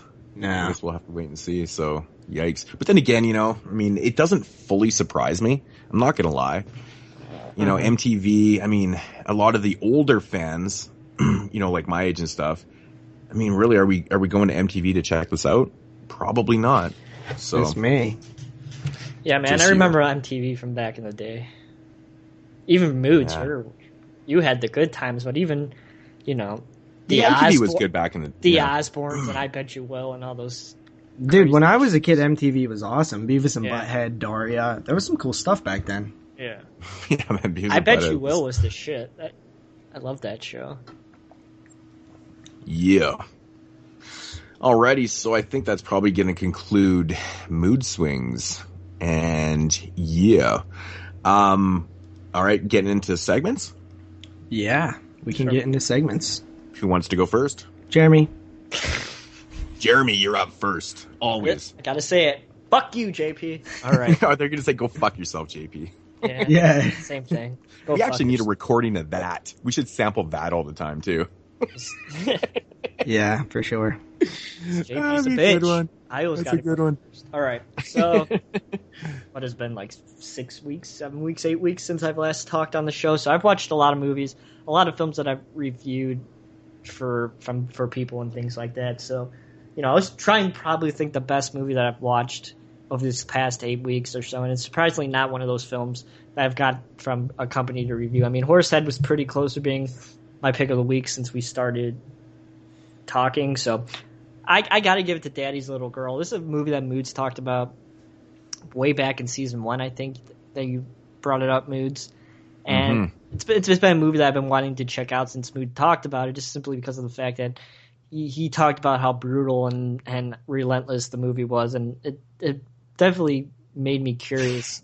And you had seen 7 Days before, right? Yeah, and I was going to get into that. I just, I watched 7 Days, 6 months ago or something like that, and, I was thinking, I wonder how this compares to 7 Days. I think it's an Australian film, if I stand corrected. So, between French and Australia, I'm curious to see how extreme this movie was compared to 7 Days, which... it has its share of being messed up, and while I think 7 Days has a little bit of a better storyline, more compelling narrative, I think, wise of what was going on to this guy, Daddy's Little Girl definitely brings the brutality level probably twice as brutal as 7 Days, I think, in my opinion. So the story, basically, we follow this guy. His daughter gets murdered, and he seeks revenge of the person who ends up killing his daughter. And the person who killed his daughter, there's a whole twist and things like that. I'm not going to get into that to spoil the film, but just look at the back of the cover, and it pretty much ruins the whole fucking movie. So if you get this movie, don't read the back cover, because it's just going to ruin the film. Yeah, that is so fucked up, man, that happened. Like, what the fuck were they thinking, right? Yeah, it just totally awful. Ruins the twist of the film, and So the main goods here is the torture scenes, and there's some pretty fucked up stuff going on during these scenes with this guy and what he does to this murderer of his daughter, and there's some stuff that I've never seen before, aka barbed wire up the ass. That's some pretty hardcore stuff right there, and I can't say that I've seen anybody do that kind of brutality before. I think that's like the one type of kill that everybody not kill, but one thing that everybody remembers from this film is that barbed wire scene, and it's fucking just brutal. And they don't puss away from it by showing it off camera. I mean, they show you it, and it's brutal. Like, I don't think I even had to pause it and walk away for a few minutes because it is pretty fucking hardcore film, and it's one that's not many people talking about. But now that I've brought it up on the podcast page, it seems like more people are starting to check it out, and you guys should, because it's a really, really great film, and it's pretty messed up, and more people should check it out because it's quite good. So, Daddy's Little Girl, check it out. It's Fish's Films. And give this one a 9 out of 10. Yeah, it's fucking powerful, man. I gotta say that the whole end, the whole third act in this film is just it starts out boring, but then it gets like, it's fast. The third act in this film is I couldn't pick a better word, but I gotta say it's so relentless, man. It's fucking balls to the wall, brutal. Yeah. But it's effective though because of the twist, and it's fucking awesome. It's so good. So good one. Yeah. JP? Yeah, I'll go next. That's one that I haven't seen yet, but I'm really, that's one that I've been, because even before Moodz had talked about that one, I was following it during the festival circuit and still have not fucking seen it. So I'll get around to that. It was in my top 10 last year, right? Yeah, it was 2014's top 10, not 2013. So it was part of season 2. Yeah. 2014. It definitely made my top 10 of last year. So you could get it cheap. I paid like $10 for it, Prime. Yeah. All right. So the film that I'm reviewing today, this is going to be a closer look at one, just because I simply did this, 2 days ago. And that is 2012's Dead Souls from Scream Factory, actually. And the film itself follows Johnny, who is 18 years old, and he learns that something had happened to him when he was a baby, and he was adopted. So the pre-title sequence, we have a man, like a preacher guy, going around, grabbing his family and like crucifying them, and the little brother hides the baby away. So the police show up and, get the baby, send it off to live, with an adoptive parent. Well, that doesn't sound original at all. So it's, your typical horror setup, really. I mean, this is a chiller film. So basically, Johnny learns that he is adopted because he had just turned 18. And guess what happens when you turn 18 and you are adopted and you're in a horror movie? You inherit a house. So he travels to this location where his house is, that is this old farmhouse with a big giant barn in the backyard. Very a la Texas Chainsaw 3D, because that's literally the plot of Chainsaw 3D, right? I mean, she inherits a house. She was adopted. Same thing. So, he goes out there. He is kind of dicking around the house a bit. The locals are like, those typical guys where they're like, we don't want you in our town. You bring back bad memories of our town. You've plagued our town with tragedy. You know what I mean? Like that type of stuff. County. Yeah. So, I mean, he's getting shit from the locals. He's chilling in his house, and there was a squatter living in his house, and she just happens to be this hot girl. So she's upstairs. They begin to talk. Then, the dead souls, there's like a raven and stuff. Honestly, it's typical, like, kind of ghostly shit. The third act, I feel like, falls apart in this film. It felt like there was some decent slow burn, spooky stuff going on. As cliched as it was, the setup, there was still some decent stuff going on as you were, kind of learning a little bit about the backstory and stuff. But then the third act comes about and it really kind of falls apart. Not really that great of a movie. I will say that there was some decent cinematography. I actually think that that's probably one of the highlights of the film, and the setting. The house that they picked, the barn, all is really, really cool. Great place to set a horror film. They just kind of pissed it away with the actual story. And this is actually based on a novel too, which even surprised me more. Overall, I give the film about a 5 out of 10. It's as average as they come. The special features well, first of all, the transfer was really good. But the special features, bloopers, 7 minutes and 36 seconds of boringness. I do not like bloopers, and I don't like them as a special feature unless it's a film that I really, really love, and I really love the actors because they're funny. This is not that film. Then you have a set tour, which is 5 minutes and 39 seconds. Absolutely the best special feature on here. Because the director takes you around and shows you like the house and just, talks about how they found it and what condition it was when they found it. And it's really fucking creepy, actually. They found like dead mice in like the jars in the basement and stuff. You learn that from the commentary. Really? Kind of cool. Like the house is it really was like an old ass, like dilapidated house. The barn, they didn't have to bring any junk into the barn. It was already in there. A lot of stuff in the house that they just used as props because it was already in there. That's about 5 minutes, and it's really cool. It's one of the coolest things about this entire release. TV spots, 4 minutes and 31 seconds of those babies. That's not really anything. And then you have a commentary with the director, the screenwriter, and the producer, which is actually a solid commentary. It's better than the movie itself. 3 guys sitting around talking, kind of surprised, like they're kind of just into like, wow, like, we made a movie and, it's pretty crazy that we made this movie. And, I remember that scene, I remember the porta potty guy came in and said, you guys shit a lot. It's just funny stuff like that, quirky stuff that happened on the set. Just fun kicking back. They was kind of talking shit a lot too, which was funny. The one, I don't know if it was the screenwriter or the director, but they were just talking mad shit on other people and, some of the actors and stuff. It was kind of cool. Overall, honestly, not a good release. The film's very average and the special features are also not that good. That's all that's on there. So that has been my closer look at Dead Souls. Moodz, have you seen this movie? Yeah, it's released by Scream Factory. Yeah, but is it any good? I have it. Did I nail that review or what?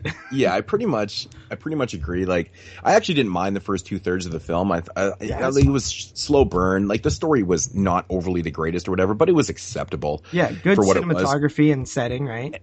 That's actually the first thing I noticed about the film. The setting and the cinematography in the film actually keeps you watching because it is actually really well done. It's ahead of the chiller curve, right? Yeah, exactly. And it kind of makes up for like the lack in like the original storyline and stuff. I agree with that. It really loses steam in the third act though. The third act, it fucking ruins the film for me. Mm-hmm. Like I really did not like how this movie ended and stuff. I was like, really? And it just, 5 out of 10 is pretty much exactly what I'd give it, man. There is a lot of good elements to it, but the end of the movie sucks, man. It's just one of those Scream Factories that I've had for so long. I mean, that was the 19th release. I think I looked at it and that's what it was.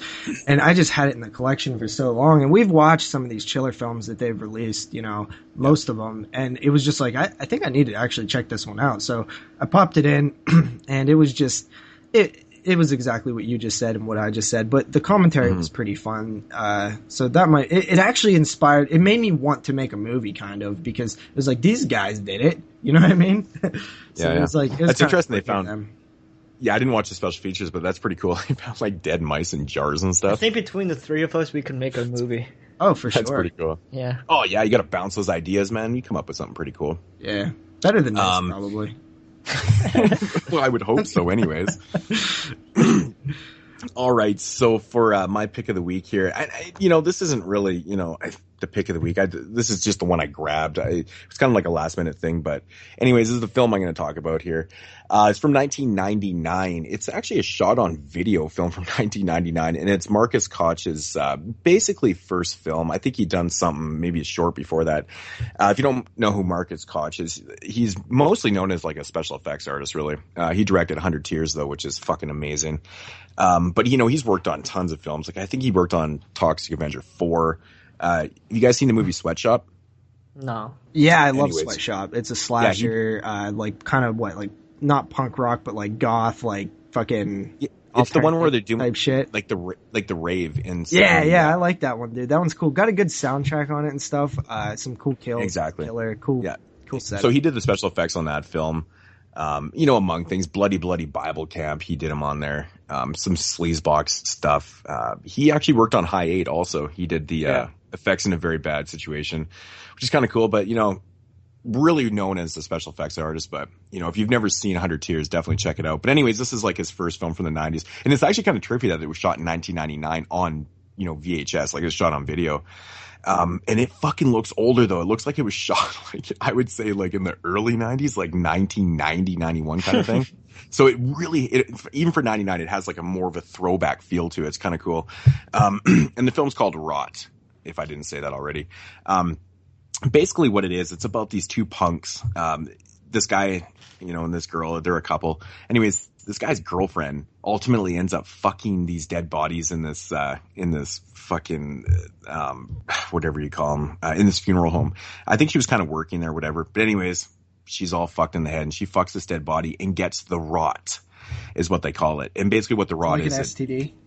It basically kind of infects you, but it kind of turns you into the undead. You start rotting, but you're living still, and you just progressively get worse and worse. But it's like a virus type deal, so you can actually spread it. Unfortunately for him, she has sex with him and then tells him after what she had done. And so he gets the rot also. So now they're this punk couple, and they're starting to rot and shit. So they basically just go out on this like crazy fucking, almost like this killing spree in a way, kind of like a Bonnie and Clyde type deal. Sounds Not cool. Bonnie and Clyde, like Mickey and Mallory, but they start infecting people and just doing punk things because they're punks. They don't give a fuck about life and shit. And I'm getting they like live in this Return of the Living Dead 3/contracted vibe. Yeah, it's definitely not as good as those films, but no, it's really, really fun. Like, it's got a really fun soundtrack, and that's basically what it is. It's this couple, they're out there and they're just doing crazy, crazy shit. And it's just a lot of that, like aggressive music in the film, punky and stuff. And it's really fun though, because when you watch it, if you've seen any Marcus Koch's stuff, like the effects in the film are pretty well done for a shot on video film, and it kind of keeps you interested.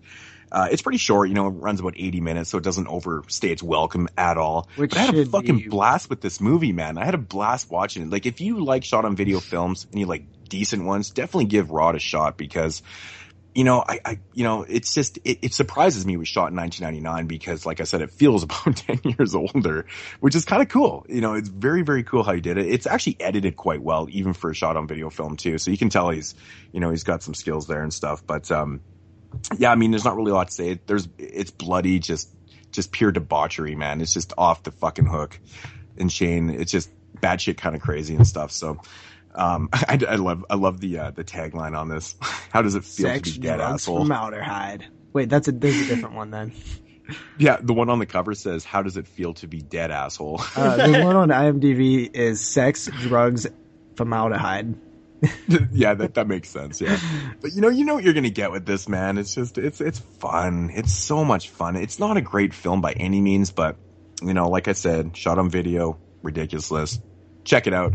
Yeah, I give it probably a 6.5 to a 7. It's a little high for rating, but that's more of a fun factor for it. But Marcus Koch, definitely give it a shot. Yeah, I actually do like shot on videos, and this one looks like I would probably like it based on what you described it as. It sounds honestly like the type of shot on videos that you look forward to, like that, punk rocky, good effects, stuff like that. Well, the cool thing about the film, though, it doesn't really have a lot of downtime in it. It gets right into the story. Like, immediately she's fucking her boyfriend and she's telling him that what she'd done, and then it just goes crazy for like 80 minutes, man.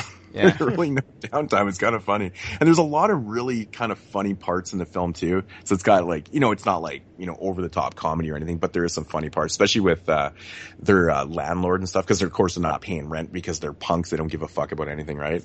That's pretty funny. But, it's funny that IMDb description, she has contracted a deadly virus called Rot, which she got by sexing a dead guy. Sexing a dead guy. Yeah. And of course there's like this whole, I didn't really get into the subplot. It doesn't really matter because you don't really need to, but anyway, there's like a whole subplot with like these people that created the virus Rots, and and these police are chasing them. Obviously the police are chasing them because they're on this, kind of murder spree and stuff like that. But there is this like whole subplot with, the people that created Rots, and they're trying to get them, and it's really goofy fun, and it's pretty cool though. So sounds funny. Yeah. But yeah, so I guess that's going to do it for segments. I guess it was last, right? Shit. Alrighty. So moving along into the featured reviews, the July 4th Midsummer Extravaganza, the Jaws franchise. Now, I wasn't quite sure. Now, did you guys say before you'd never seen any of the sequels? Nope. I have never seen any of the sequels. First time. Okay, so these are the first time watches for all the sequels for you guys? Okay. Yeah. Which I guess is a good thing, because I'm never going to watch them again. Yeah, that's interesting. You guys have never seen the sequels before. Cool. So, well, of course, the first film, Jaws, from 1975. The movie that ruined Hollywood. Next to Star Wars. Which we have talked about before, directed by Steven Spielberg. There is a creature alive today who has survived millions of years of evolution without change, without passion, and without logic. It lives to kill. A mindless eating machine. It will attack and devour anything. It is as if God created the devil and gave him jaws.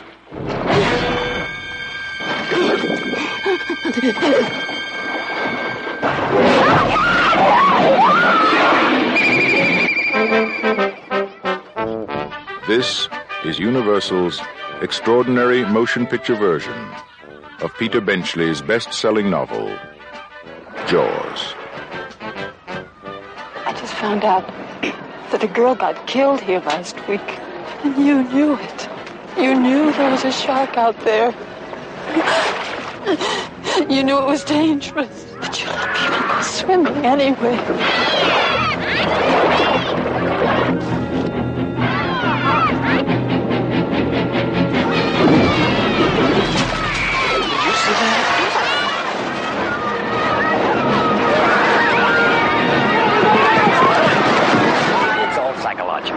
You yell barracuda.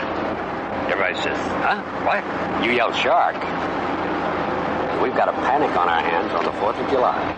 Is it true that most people get attacked by sharks in 3 feet of water, about 10 feet from the beach? Yeah. What we are dealing with here is a perfect engine, an eating machine. We're not only going to have to close the beach, we're going to have to hire somebody to kill the shark. Bad fish. But I'll catch him and kill him. Did you hear your father? Out of the water now! This shark, swallow you whole.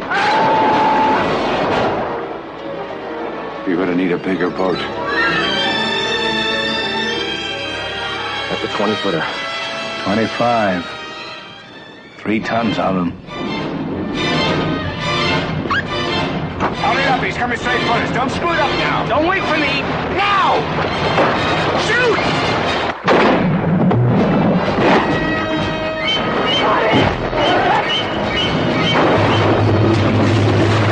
What's the deal? Give him room! I can't! He's trying to run! Oh! Come quick!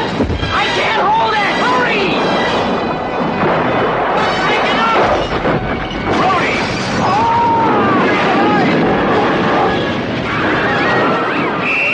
Everybody out of the water! None of man's fantasies of evil can compare with the reality of Jaws. Roy Scheider, Robert Shaw, Richard Dreyfuss, Jaws. See it before you go swimming. Yeah, anybody want to get into the the plot? I mean, the plots in these films are like 3 sentences, man. One sentence. When a gigantic great white shark begins to menace the small island community of Amity, a police chief, a marine scientist, and a grizzled fisherman set out to stop it.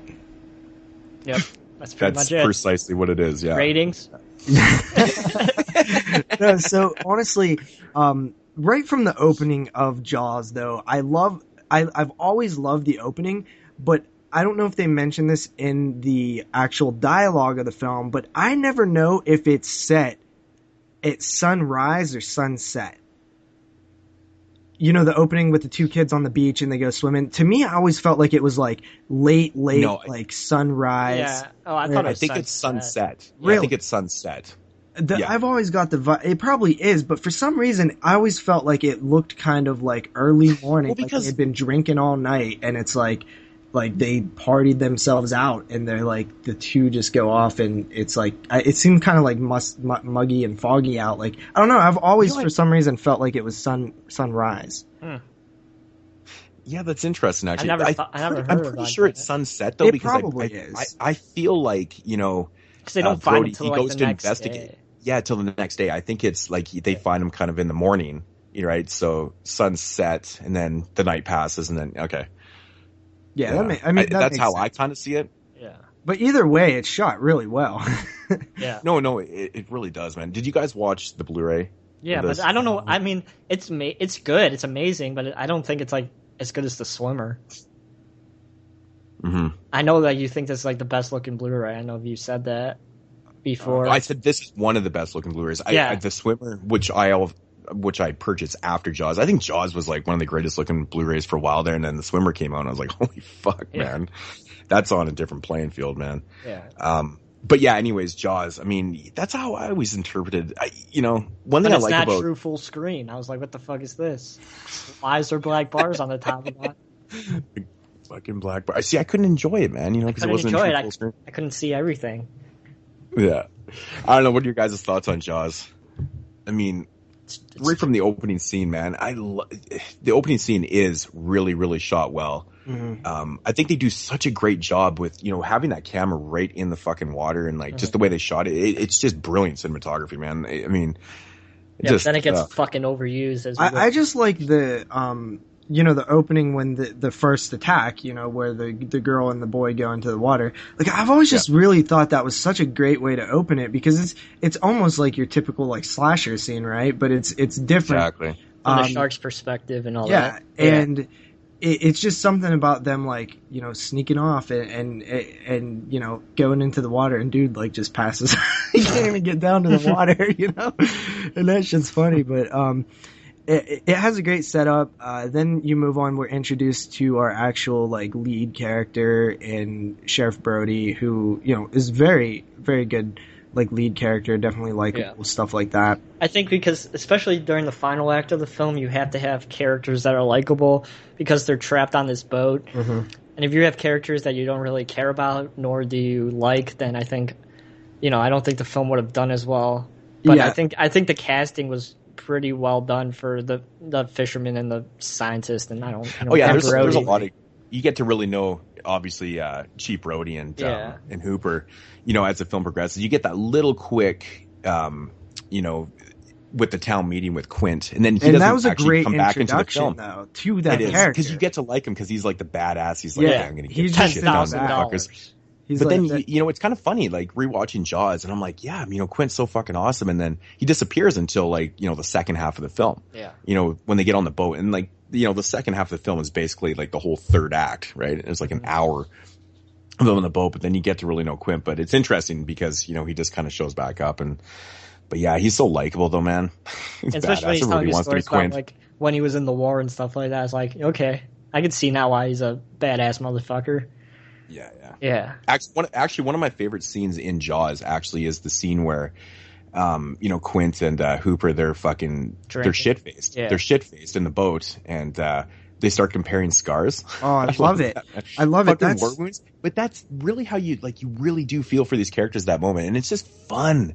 It's so much fun. That scene's just great, man. It just adds so much. That scene does a lot of different things. One of the things it does is it lets us know where Brody stands, and it kind of gives us him in like this vulnerable, he's not the macho man, so that when he eventually does become the macho hero at the end of the thing, it's a full arc, because they're all talking like manly stuff, and he's looking at his stomach like, should I chime in? But he feels kind of out of place. That's a great, well done scene. It's not only because he feels a little out of place too. He's also scared to be on there too. He doesn't like the fucking water. Yeah, but you can so tell he's not fully contributing to the drinking stuff because he's a little on edge about even being there in the first place, right? It's not just that he's not the macho type. He's a little afraid to be there anyways. Yeah, but he's Hooper definitely, and fucking Quint, they don't give a fuck. Yeah, that's absolutely true. That adds to it. But he's definitely out of place in terms of just their communication. Like they have more experience with it. Obviously, he doesn't like the water, but it also shows that he has this like vulnerability side to him where he like, cause he looks at his scar, right? Like, why does he not like shit? Like, hey guys, I have a scar too. Like, it's kind of that like shy kid syndrome that you get, and I love that scene for that reason because it shows him kind of vulnerable, and it adds to his entire arc when he does become the hero at the end of the film. Exactly. Actually, another one of my favorite parts of the film too is how they introduce Quint. With his fingers on the chalkboard. That's got to be one of the most memorable scenes ever, man. Like, when I was a kid watching Jaws, that part used to grit on me, man. I was like, ugh. Yeah. You always remember it. Is that a pet peeve love of that. yours? It's just because, Quint is like, he's that guy who doesn't give a fuck. So he's going to annoy everybody by putting his nails on that chalkboard. Well, it also does that. I love that. And it sets up him being a character that demands attention, and he's serious because he just gets the attention by the whole room. Like, you believe that this guy could really go out there and get this shark because the way But you also get to feel that, people do respect him because he does have a history and stuff. And his fingers on the chalkboard, it's a showstopper. Everybody stop, yeah. It's a showstopper. Everybody stops and looks and listens. Right? It's a great entrance what he to has the character. To say. That's exactly how you entrance a badass character, right? Yeah.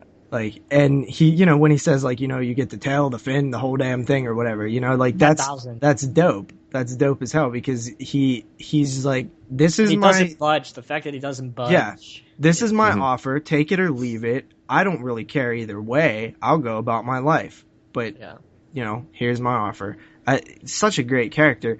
Also, I find that Hooper is one of the most interesting characters too, because on the surface, he looks like a nerdy dude, right? Like, he doesn't look like a badass at all.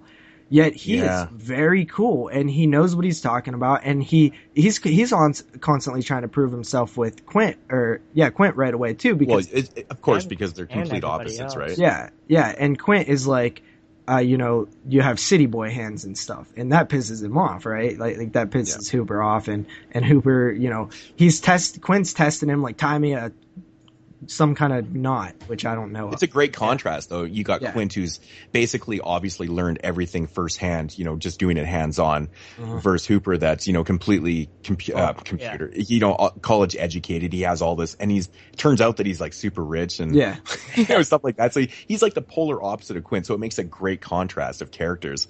But that's what makes that scene even much more appealing to everybody, is that they're polar opposites, and the only thing that they have, that is relative to each other is their fucking war wounds and stuff.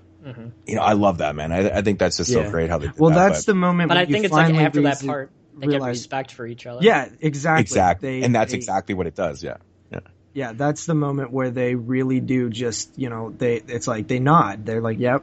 And it's a cool thing too, because like that, as like guys do shit like that too. And that's and you really get a sense of like, this is what, sea fucking seamen.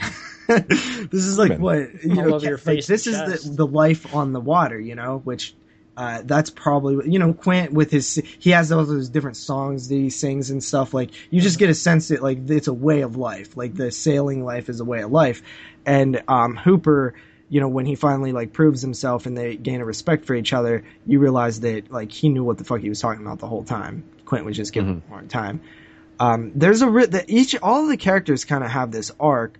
Of course, you have the famous Indianapolis SS Indianapolis scene where Quint does that huge speech, which is like an amazing cinematic moment in film. Like that, he just commands your attention. Like he's talking, and to know that it's a real thing that happened that they utilized in the film was a really cool, interesting thing as well. And the face of Hooper when Quint says, it's from the SS Indianapolis, like he knows that it's some serious shit. Like it's known as like the shark attack, right? Like anybody who's like a learner of sharks and history and stuff, like they know of that incident. Because it is like the biggest shark attack incident ever. Not fucking around. Yeah, exactly right. Yeah, so this guy knows sharks when he was part of SS Indianapolis. Like he knows the fear of sharks. So that's a great scene. One of the scenes that I've always found funny is when Brody's on the ship, and he's kind of a little like he's obviously a fish out of water, right? And he knocks over that fucking dive cage, and the fucking tanks fall over, and he's like, "That's compressed air. You got to watch that stuff." I was like, foreshadowing, a little bit of foreshadowing, maybe. Yeah, exactly. I never really thought of it like that, but totally. Because they zoom up on it, so you know it's going to be important later on, in some way or another. But he's just so serious. He's like, that's compressed air, but like that totally makes sense. Yeah. It totally doesn't explode like that. It's movie magic. There's so many classic lines in here. You're going to need a bigger boat and stuff like that. You bastard. What? What does he say at the end when he blows Jaws up? Yeah. I forget. Yeah. Doesn't he say, you bastard? I like when Hooper's like, he fucking turns around on the doctor and is like, they're all going to die. Yeah, he's hilarious. He's funny, dude. He has like I think he's the most likable out of all of them. Oh, Hooper's fucking awesome. Hooper is an awesome character. And he, you kind of root for him too, because, he's the one that goes down with the shark in the, but he doesn't come out unlike Jaws 4. How about? Yeah, we'll get to that. We'll get to that in a minute. But there are some things with this film that do come off as cliched, but then you have to put yourself in perspective that this started the cliche. Yeah. Right? Like the sleazy mayor who like won't listen to shit. Like you want to roll your eyes when you see that nowadays, but this was the one that started it all, so you can't really do that. You know what I mean? I have a question actually. Is this like one of the first films ever to show like, a kid getting fucking gnarled on? Yeah, that's another thing. This movie's fucking PG, and there's fucking blood and guts and body. Well, there's like severed arms. That's but crazy. Even the fact to kill the kid right on screen like that, like, is it the first film? Like, I don't even know. Like, I can't think of any films before that were blatantly destroying kids like that on film. That scene is very. I guess Frankenstein, but. Good. But this is different. It's just like, holy fuck, like that kid just got brutal. That kid just got brutalized. Well, I don't think they're going to show that when Frankenstein came out. You just just have to do it with the times, but yeah. But I mean, they didn't just kill the kid, like kind of, without blood. It was, there was a lot of blood. They chopped him. You kind of really get the point of it. So I don't know. I always thought that was really interesting. They just had the balls to put that right on screen. There's one scene where the kid is in the water on the raft, right? And there's a shark attack, and everybody goes running in to grab their kids. And the one mother is the only one that doesn't have their kid in her hand, and she's looking around like yelling his name. To me, I've always felt like that scene right there like was cut too soon. Like it cuts away because you see her and she like it's very powerful. Like she's there in the front of everybody, and everybody's just standing there looking around, like just kind of like, thank God it wasn't you. But then you still feel this powerful feeling for like, hey, she doesn't have her kid while we do. And I always felt like it's always jarring when it cuts. It should have held a little bit longer. And I don't know if that was a ratings thing or what, but it all like ever since I first seen Jaws, it always like kind of annoyed me. Interesting. Yeah. That actually is really, I'm just trying to think of the scene right now, but that's really interesting. Actually, I never really thought of it like that. She has the hat on, and she goes up and she's like, oh, no, totally. Billy, or whatever his name was. She's the one that slaps Brody later, but she's looking for him. And it's such a powerful moment because it's like she's quite a few distance away from everybody else. They all move back. She's still in the center where the water is, and they're all holding their kids and like thanking God and stuff. And she's just like, Billy, and it's fucking terrible. It's so sad, but they cut too soon. You don't get the full effect. Interesting. Yeah. I mean, I never really thought of it like that, but now that you mention it, ending in movie history, pretty much. Besides Frankly Dear, I Don't Give a Damn. This is probably one of the most, memorable final lines in cinematic history before he blows the shark up. Yeah. Yeah. You know what other line I've always liked? It was the one, I'm going to mess up the quote, obviously, because I don't remember it, but the mayor, he's like, you yell barracuda, and everybody's like, huh, what? You yell shark, and you have a full-blown panic on your hands. Like, I love that line, because it sets the tone for, like, like everybody is terrified of sharks. Like sharks are this like dominant, powerful presence that like you just say shark and people are like, huh? Oh shit. Yeah, it's such a serious term, right? Like shark. Like if you're around water and somebody says shark or yells shark, it's like it's just like fire, crazy, dude. Yeah. Mm-hmm. Yeah, which you're supposed to yell if you're being raped, from what I hear. What, fire or shark? Fire. Oh yeah. Because when you yell rape, I guess there was a statistics study done where if you yell rape, people are less likely to run over. But if you yell fire, people all swarm around. Yeah. Actually, another scene I really like in this film, man, is actually when Jaws is like destroying the cage in the water. I think that looks fucking awesome, man.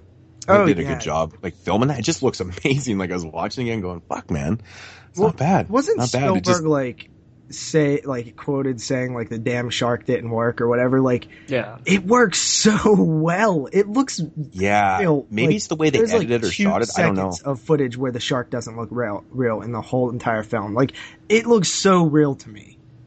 Mm-hmm. Watch part 3. Yeah, man. No, see, in part 3, the shark just looks tiny. See, with part 3, we'll get into that, but yeah. But, I just love that scene when the shark is just giving it to that cage. I'm like, it just it's like pure terror, man. It's nasty. I love that scene. I did notice this time watching it, and this is probably from watching it so many times, but to me, like the whole end scene felt like it went really fast. Yeah, there's not really like an ending. Yeah, like normally it felt like this big, long, epic like battle, but it pretty much the boat gets ate and then he like shoots the shark. Like it happens. And then he goes to shore really and that's it. Well, there's still a few minutes. It's not too fast. I mean, I don't know. I'm not saying it's a complaint or anything, but I always remembered that it felt like way longer, but it's probably just from watching it so many times, you know? It didn't feel as epic and long. Like it didn't feel like as like tense. Yeah. I guess. I don't know. It didn't really feel like, I don't know. I haven't watched Jaws in a while, so. Does anybody have it felt pretty normal. Complaints on Jaws? Is there anything you can think of that is like annoying? I do actually, because every time I watch this movie, you know, especially like, you know, the end scene, this is actually where my complaint is, you know, the whole third act and stuff, you know, it's got like that, it's supposed to be very terrifying. Like this is the final showdown between Jaws and, you know, the guys, right? And it's supposed to be terrifying. Now, the thing that takes me out of the film is the fucking stupid sounding Disney score that they put in this film. It just really kind of brings it down to like a kid level for me at times. You know, and I hate that. I wish they had used a more darker type score. And I'm not talking about the theme. Yeah. It has in this film. Pirate adventure type sound. Yeah. Exactly. Especially like right when they go out. Yeah. I feel like I'm watching the fucking It's like the Goonies or some shit. Yeah. That's exactly what I was getting at. I was like, I feel like I'm watching the fucking Goonies, which is fine with those scores because that's the type of film it is. Yeah. But this is supposed to be terrifying. This is the final showdown, and it's got like this overpowering and bearing Disney type. I did notice feel that good this score. time. And I've always hated it. It always takes me out, and it is one complaint about the film that I have. It's just I'm like, I don't understand why they would go fuck you, John that Williams. happy in that moment. It's like it's not supposed to really be, you know. It's like, so you know, it's one complaint I have. And it carries over into part 2. Yeah, also. Exactly.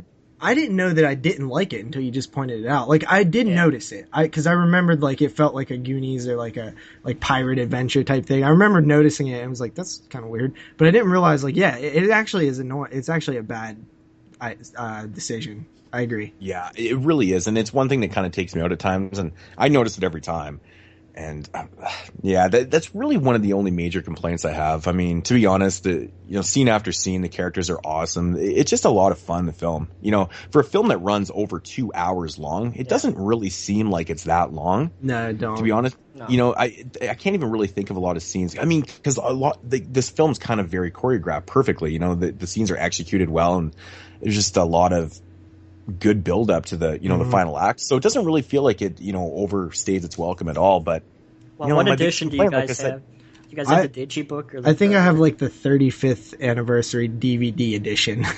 Oh really? I was so bummed that I didn't have the Blu-ray. Yeah, I have the Digibook. It's an awesome release. Yeah, it really is, man. It's really thick and there's a whole bunch of cool stuff.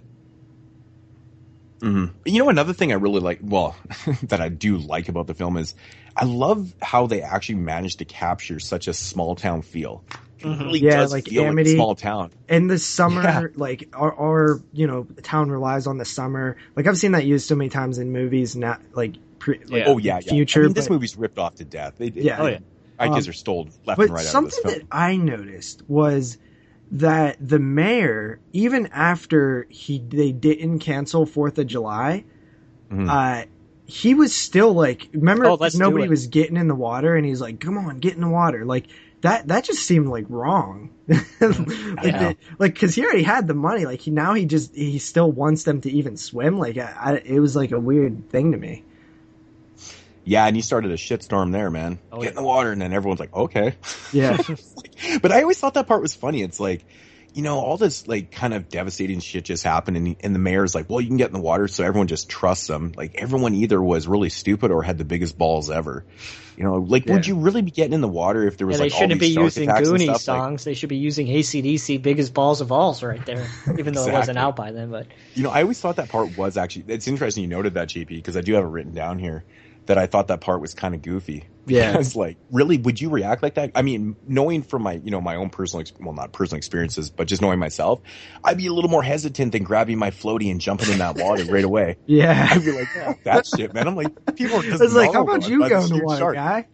And knowing that they hadn't caught the shark yet, which I guess they kind of, at the time, I think they kind of lied or whatever. I'm not going to see little Billy Loomis's body fall over this dock. I'm like, I don't know if I'd get in that water, man. Like, everyone's so quick to jump in there like, yeah, there's no shark in here. It's like, come on, guys. That's a bad decision. That's going to be a bad decision. But yeah, I don't know, that part is kind of funny. Yeah, I always felt who the fuck is going to trust the mayor anyways? Like, nobody's going to trust the mayor. That mayor is a scumbag, dude. Yeah, he's a scumbag. He's even a douchebag in part 2. Listen, so they obviously know about he's worse in part 2. He's fucking worse in part 2. They know about the shark attack, correct? So the first one, the one with the drunk kids. And then, they let people go out there, and then the woman's son dies, and then she finds out that they knew about it. And she comes and slaps Brody, and then the mayor has the nerve to say, like, it's not your fault, Brody. It's like, dude, it's like it is your fault, you asshole. Like, you literally like convinced me to not like close the beaches, and he's like trying to be all sympathetic, like it really isn't your fault, Brody. It's like, well, no shit, it's your fault. Yeah. It's like that, but it doesn't look like he has any of the blame on himself. It's fucking terrible. It's like your typical sleazy mayor before there was a typical sleazy mayor. Mm-hmm. Yeah, I agree. Awesome. I don't really have a whole lot more to say about Jaws. It's classic. Yeah, it's definitely a classic. Yeah. It definitely is a classic, man. It kind of set the bar. Well, I mean, up here, obviously, but, it was that film that just, it was the film. What grade? Everything was ripped off of from. Did you see it in grade 4, grade 5? I don't fucking remember when I first watched Jaws. Actually, I have no idea when I first watched it, to be honest. I know I was a kid. Yeah. And, for somebody that grew up around water a lot, yeah, it scared me. I mean, even knowing that there is no sharks in lakes and stuff, it's always in the back of your mind, so it's effective. I didn't even like Jaws. It's an effective film, man. Yeah, that's what you were saying on the group page. Yeah, that's, I actually that's very interesting. I didn't like Halloween it when I first seen it either, so I think what it was is before I could really understand what makes films like amazing, like it's not all about just like what happened, it's how it happened and stuff like that. Mm-hmm. So I think I bought the Jaws DVD in like 2010. And I remember this because I watched it and I was like, holy shit, this is an amazing movie. And before that, I'd always like kind of debated with my friend Martin about it. Like, it's not really that good. I never found it scary, stuff like that. But yeah, I mean, I'm well aware of its brilliantness now. I don't find it scary. It's what's happening. It's pretty scary. You have to put the scariness in your mind. Yeah, but that's not what's shown. It's what's in your mind that's scary. But they show a lot of scariness too, to be honest. I don't know, man. Just being on that boat and knowing that there's a shark that's actually like attacking shit because you can go down at any minute. I think that's a little frightening, though. Yeah, but that's in your mind. That's why I think it's so good about it. Yeah, that's true. Yeah. I mean, yeah, I don't know. Ratings, guys? Jeremy. Nope, I'm not going first. You are. Okay, I'll go first. Moodz. Yeah. Like I said, like really for me, the film is really, really awesome. Yeah. But there's one thing, like I said, with that Disney score, man, it really fucking hurts it for me. Like, I just find it so stupid that they use that happy feel, blah, blah, blah. But otherwise, the film is classic. You know, we can get into all that and stuff, but 9.5 out of 10. Yep. That's exactly what I gave it. 9.5 out of 10. Yep, me too. 9.5 out of 10. I mean, I'm really close to a 10. I almost feel like, why don't I give it a 10? Because Hall of Famer? It will still make the Hall of Fame with a 9.5. So we have just inducted another film into the Hall of Fame, right? Yeah, that's a 28.5 right there. So yeah, that's pretty fucking good. Actually, I think it's the first time we've ever all given something 9.5. Yeah, it might be. I believe. We'll have a Hall of Famer and a Hall of Painter. So yeah, Hall of Fame, Jaws. I don't know. Definitely nice addition to the Hall of Fame. So yeah, Jaws. That is a great fucking movie. I need to pick up the Blu-ray. So Moodz. Yeah. You do need to pick up that fucking Blu-ray, man. It looks so good, man. It's really amazing what they did with them. Moving along into the sequel from 1978, obviously called Jaws 2. Jaws 2. The terror continues.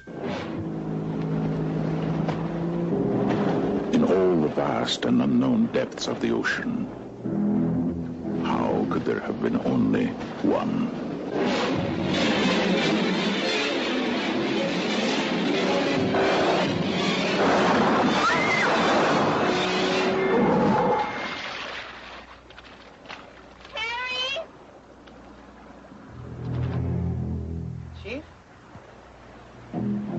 Chief Brody, can we go, please?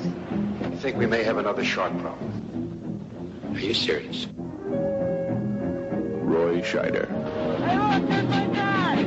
The whole beach looks incredible. Lorraine Gary. And Murray Hamilton. Look at this. That's a shark.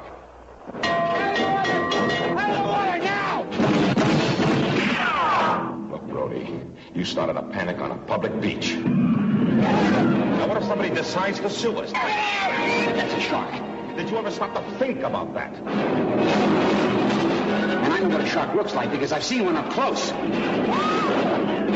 you better do something about this one because I don't intend to go through that hell again. Don't press it this time. Mike is out there.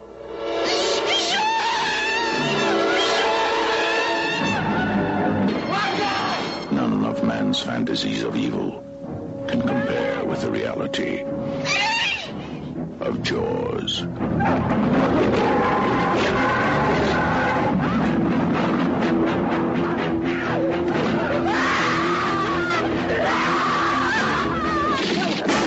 This one actually was, surprisingly had, the same characters. The same actors, I should say, actually, with Roy Schneider and, of course, Lorraine Gary, I think that's what her name is, returning for the sequel, which is really cool. And the mayor, among people, so it's always nice to see. And actually, one thing that we haven't noted yet, which we'll probably get into, but, all the sequels actually have continuity, which is amazing for a whole franchise. You just never really see, like, a 4-film franchise that actually has, like, full continuity that often. It does, but... Yeah. But anyways, in the sequel, here I'll just read the quick little. Police Chief Brody must protect the citizens of Amity. I was going to say Amityville. I was actually going to say Amityville. Amity, after a second monstrous shark begins terrorizing the waters. And that's exactly what it is. I mean, it literally is just another shark attack. Like, there's nothing added. There's nothing added to this story. Like, it's so much boring, though. It's so boring. Oh my god. If I could describe Jaws 2 with one adjective, it would be boring. Yeah. This movie I have never, ever liked. I find this movie to be tedious to watch. It's boring, and that's exactly what it is. It's just another shark, and then, of course, Chief Brody is got to save the fucking day. But nothing's going on. It's just them doing stupid shit. This movie lacks everything that the first film did so well. This one doesn't have any interesting characters. It focuses more on teenagers and their stupid things. And, I mean, it's fine if that's what you're into and stuff, but there's no interesting even teen characters. Well, it's like, do you always listen to what your dad does? No. Well, then come meet us over here. It's like, fuck off, man. Listen. Bullshit. So, listen, my number one freaking complaint about two of my biggest complaints. Number one, I was so pissed off when I didn't see Hooper. Like, I was waiting for him to show up. I'm like, this is where you're going to call Hooper, right? This is what you're going to call Hooper, read sometime that was he not offered a part in this film and he had to turn it down? I bet he was. Yeah, I don't see why he was actually. He was doing another film at the same time or something, so they had to. I think that's what I read. He was in Antarctica. Isn't that what they said? He was in Antarctica. Yeah, something like that. Yeah. But seriously, I was like really like, because I didn't know he wasn't in it. For some reason, I always thought he was, and I was waiting for the moment where like Brody was like, "Oh shit, it's another shark," and it was kind of like that Tremors 2 moment where they call Bert. It's like we better call Hooper in here. Yeah. And I was like so waiting for it, and it never happened. I was so pissed off, dude. I know, man. Like, this movie is fucking tedious, man. Like I said, like, there's no exciting characters in this film. It's like, okay, basically all you have, the main conflict in this film is between Chief Brody and the mayor. Chief Brody knows that there's another fucking shark out there. He pulls some bonehead moves by shooting up the beach. Gets and fired. Shit like that. And of course, the fucking, basically the main thing in this film is that the mayor wants no part of Chief Brody. He doesn't want to ruin the fact that, they've just kind of open up this new hotel. They're still kind of getting past the events of the first Jaws film. It's Jaws 2, sponsored by Holiday Inn. Yeah, exactly, right? So, they're still kind of recovering from the first Jaws film financially and stuff, and he just doesn't want to believe Chief Brody, even though he possibly does, and then, of course, he ends up fucking firing him to keep him shut, or to keep him out of this, their business stuff. Yeah, he's sleazy as fuck in this film, man. Yeah. No, it's stupid, dude. That's one of the most annoying things about this film is the fact that I hate the fact that, like... Doesn't anybody remember what happened? It's like all the characters are oblivious to the big thing that happened, like, a couple years prior. Like nobody... No. It's so frustrating. I shit you not, man. Me and the wife were watching this film, and Erin goes to me and she goes, does anybody not realize what happened like 2 years prior or 3 years prior? And I started laughing. I'm like writing it down as she's saying, right? I'm like, that's so fucking funny because I was just writing that down. I'm like, every character, obviously people still live there from the previous events. It was like 3 years prior. Like, people know what happened, but nobody seems to remember or know a thing. So Chief Brody's fucking crazy. So the mayor's like, okay, well, you got to step down or you're getting fired now because you're crazy. Like, come on, there's man. A point where you can be dismissive, but then you're just completely ignoring things. It's so annoying. I know. It's like every character is so ridiculous, man. And you got this like whole... There's not even like a subplot. It's like, this is the main, conflict is between Brody and the mayor. But then you got the kids, and it's just like, okay, yeah, they're doing kids things. They go up there, and then the Goonies are out on their fucking boats. There's like no other subplot. It's like fucking so. I found that one of the biggest problems with focusing the film on the kids being stuck at sea was the fact that I couldn't tell a lot of them apart because they were so dry. They were just dry characters. Like, I didn't really. Not even that, like. The only dude that I liked was the curly-haired, like, chubbier dude. I thought he was funny. Mm-hmm. But you have to admit, even there, it's so cliched to have that. Like, it's just so fucking boring, man. I laughed so hard when I was watching the movie. And the fucking shark comes out and fucking tips the helicopter over. And I was cracking up so hard. I like that scene.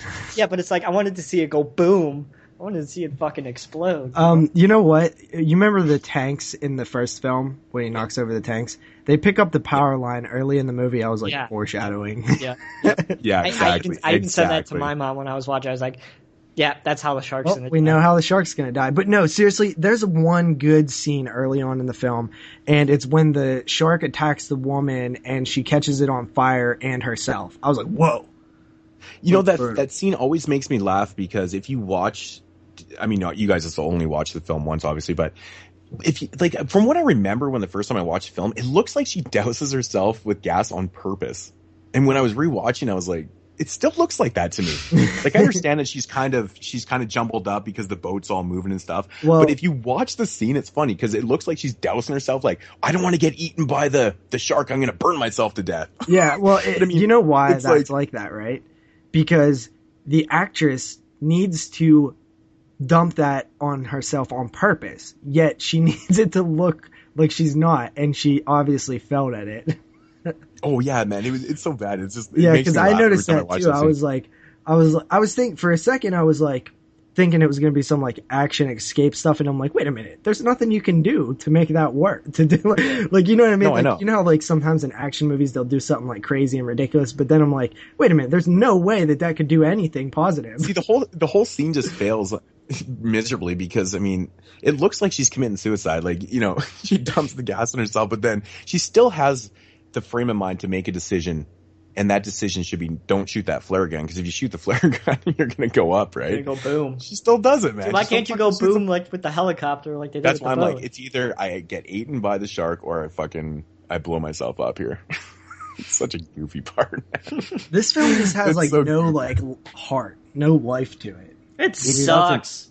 It feels, to me, the sequel feels really forced. You know, it's just like they put out this thing and no one really seems into it. It made like $88 million though, which is like of course it fucking did. hell. Of course it did, man. It doesn't mean it was good. No, but that's like 1978. Fucking yeah. Actually, there's one scene I think when Brody goes. I can't remember who he's going to see, but he pulls up at this little cabin or little house there, and then one of the barrels from the first film is sitting on the porch. Yeah, I like that. It's like a nice little nod. Yeah, I thought that was really cool, actually. Yeah. It's kind of like I've heard people call this Jaws the 13th. Did you hear that? Jaws the 13th. Is this the one where they called it Jaws the 13th or something? Because it's like kind of like more of a slasher. Like oh yeah, I see. Okay, people off. There's some, you know, and this one right here, it just really doesn't have any heart. It's sleazy too. Like, there's a couple shots of like just long shots of girls walking away on the beach with their butts, and stuff. Yeah. Like, they try to get a little sleazy to kind of make up for the lack of story and boring ass characters. Yeah. I mean, really, when Brody gets fired in this film, you know, he obviously kind of starts, you know, freaking out a little bit and he's kind of losing it. And but the whole film just like completely even slows down more. It just gets boring. You're just like, oh my god. I actually kind of like that stuff a little bit. I thought it was decent. Yeah. It's just, I don't know. Everything's so cliche though. I mean, like when he goes in there and you know, he's talking to the whole panel and everyone's like, oh, what do you mean? There's no shark. Fuck off. It's honestly, that was like the biggest frustrating point for me. It was just the fact that like, everybody was so unbelievably resistant to the idea that there could be another shark. No, that's what I don't understand. It's because it's not like this movie's taking place 20 years later. It's like 3 years after the events of the first one, man. What the fuck? Like, how could you dismiss that? It makes no sense. But I did like the opening where they showed the boat. They were underwater with the boat, the original boat from the. It's called. Yeah. That was cool. Yeah. Just a lot of bad decisions in this film, man. What is the name of the killer whale? Ignorance. What's the name of the killer whale? Orca. Yeah, the Orca. That's what the boat's name was. Yeah. I mean, honestly, I really don't know how to really talk about this one because it really is just kind of, it's a bland movie. Mm-hmm. Yeah, you had to have an explosion. The shark exploding. I've always fucking disliked this film, man. I mean, and it's for the sheer fact that it's just boring as shit, man. I don't think it's that boring, but this is the first time I've seen it. This could be the Silent Night, Deadly Night case. So boring, man. It's boring, I can't stand this. Part 3 is like, it's even less boring. It's seriously not that boring. Yeah, it is. It's a little boring. Even the final act in this film is like, fuck off. It's so unbelievable too, man. If you're gonna start electrocuting and you're all around water like that, you know what happens. Yeah, that was that's even worse than the explosion. It's fucking written so poorly because you would fucking die. Yeah.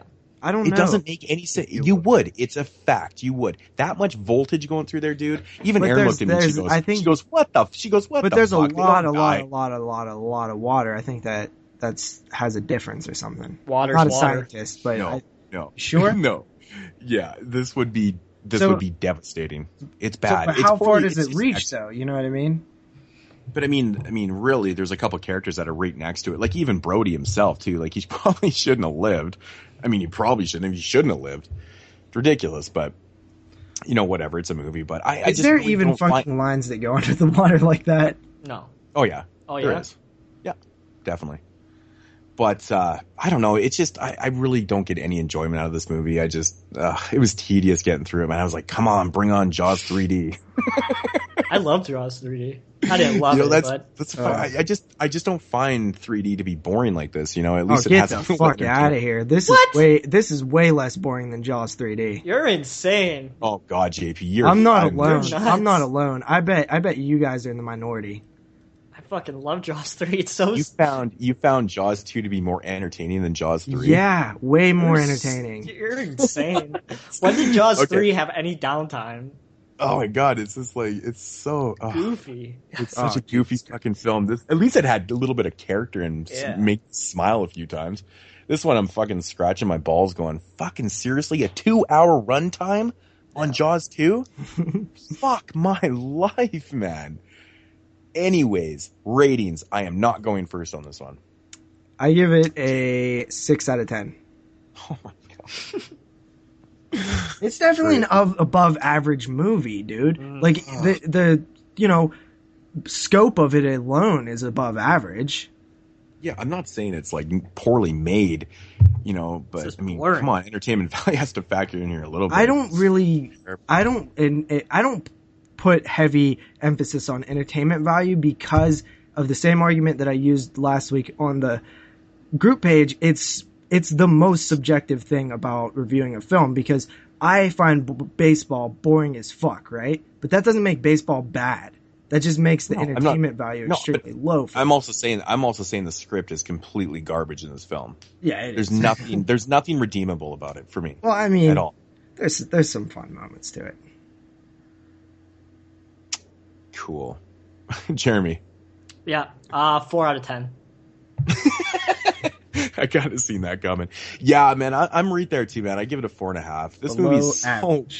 below average. I just don't recommend it. See, the thing is, I have to go under 5 because I don't recommend this film. Yeah. 5 is like this is a 5 out of 10.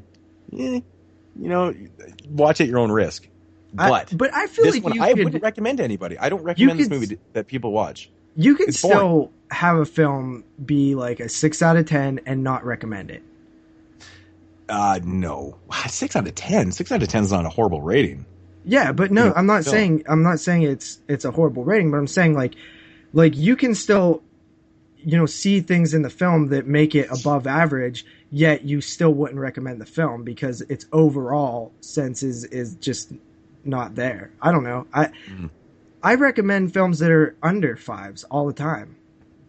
See, I like Leprechaun 4, I give under a 5, and I would recommend that one if you know what you're getting into. Yeah, but Leprechaun 4 is a lot more fun than this movie. Yeah, but it's still a bad movie, right? That's what I'm saying. And this is a bad movie too. It's a terrible film. Yeah, see, this is just a better made terrible film. Yeah, exactly. Yeah, which factors into my a little bit. Okay, moving along to Jaws 3D from 1983. Now, this is an interesting one because Jaws 3D was obviously made in 3D for cinematic ventures. But when it was released on VHS, it was never available in 3D, but it still looked like it was in 3D. So the transfer, when you watch it on VHS, looked like fucking shit. The transfer on DVD looks like shit. Yeah, the DVD on Exactly. It's still hard to clean up, and this is probably the reason why we've never seen any Blu-ray releases for the sequels. Well, why did we never see any 3D release of it? Yeah. I don't know. Because the excuse that they use is that Jaws 3D did so poorly at the box office that they just said, "Fuck it, we're not even going to put it out on home media." I don't know why. It's better than number 2. Today, though. Well, I know. Obviously, with the reassurance of fucking 3D film stuff. I mean, personally, I could give a fuck because I absolutely hate 3D films. But whatever. For the people that do, it wouldn't be a bad thing to actually try to put out again. But whatever. I think I would have enjoyed this one more if it was in 3D. A creature alive today has survived Millions of years of evolution. It lives to kill. A mindless eating machine that will attack and devour anything. One terrified you like nothing you have ever experienced when it captured your imagination and tapped your fear like no movie before it. Then, just when you thought it was safe to go back in the water, two continued the legend and spread the fear. Next summer, nature's most terrifying creature takes on an all-new dimension in an all-new adventure. And for the first time, the terror of Jaws will not stop at the edge of the screen.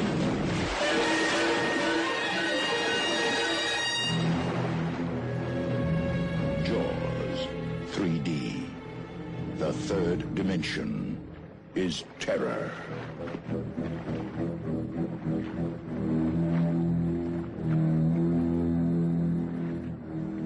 How do you not enjoy this movie? It's so much more entertaining than Jaws 2. The son of Police Chief Brody must protect civilians at SeaWorld theme park after a 35-foot shark becomes trapped in the park with them.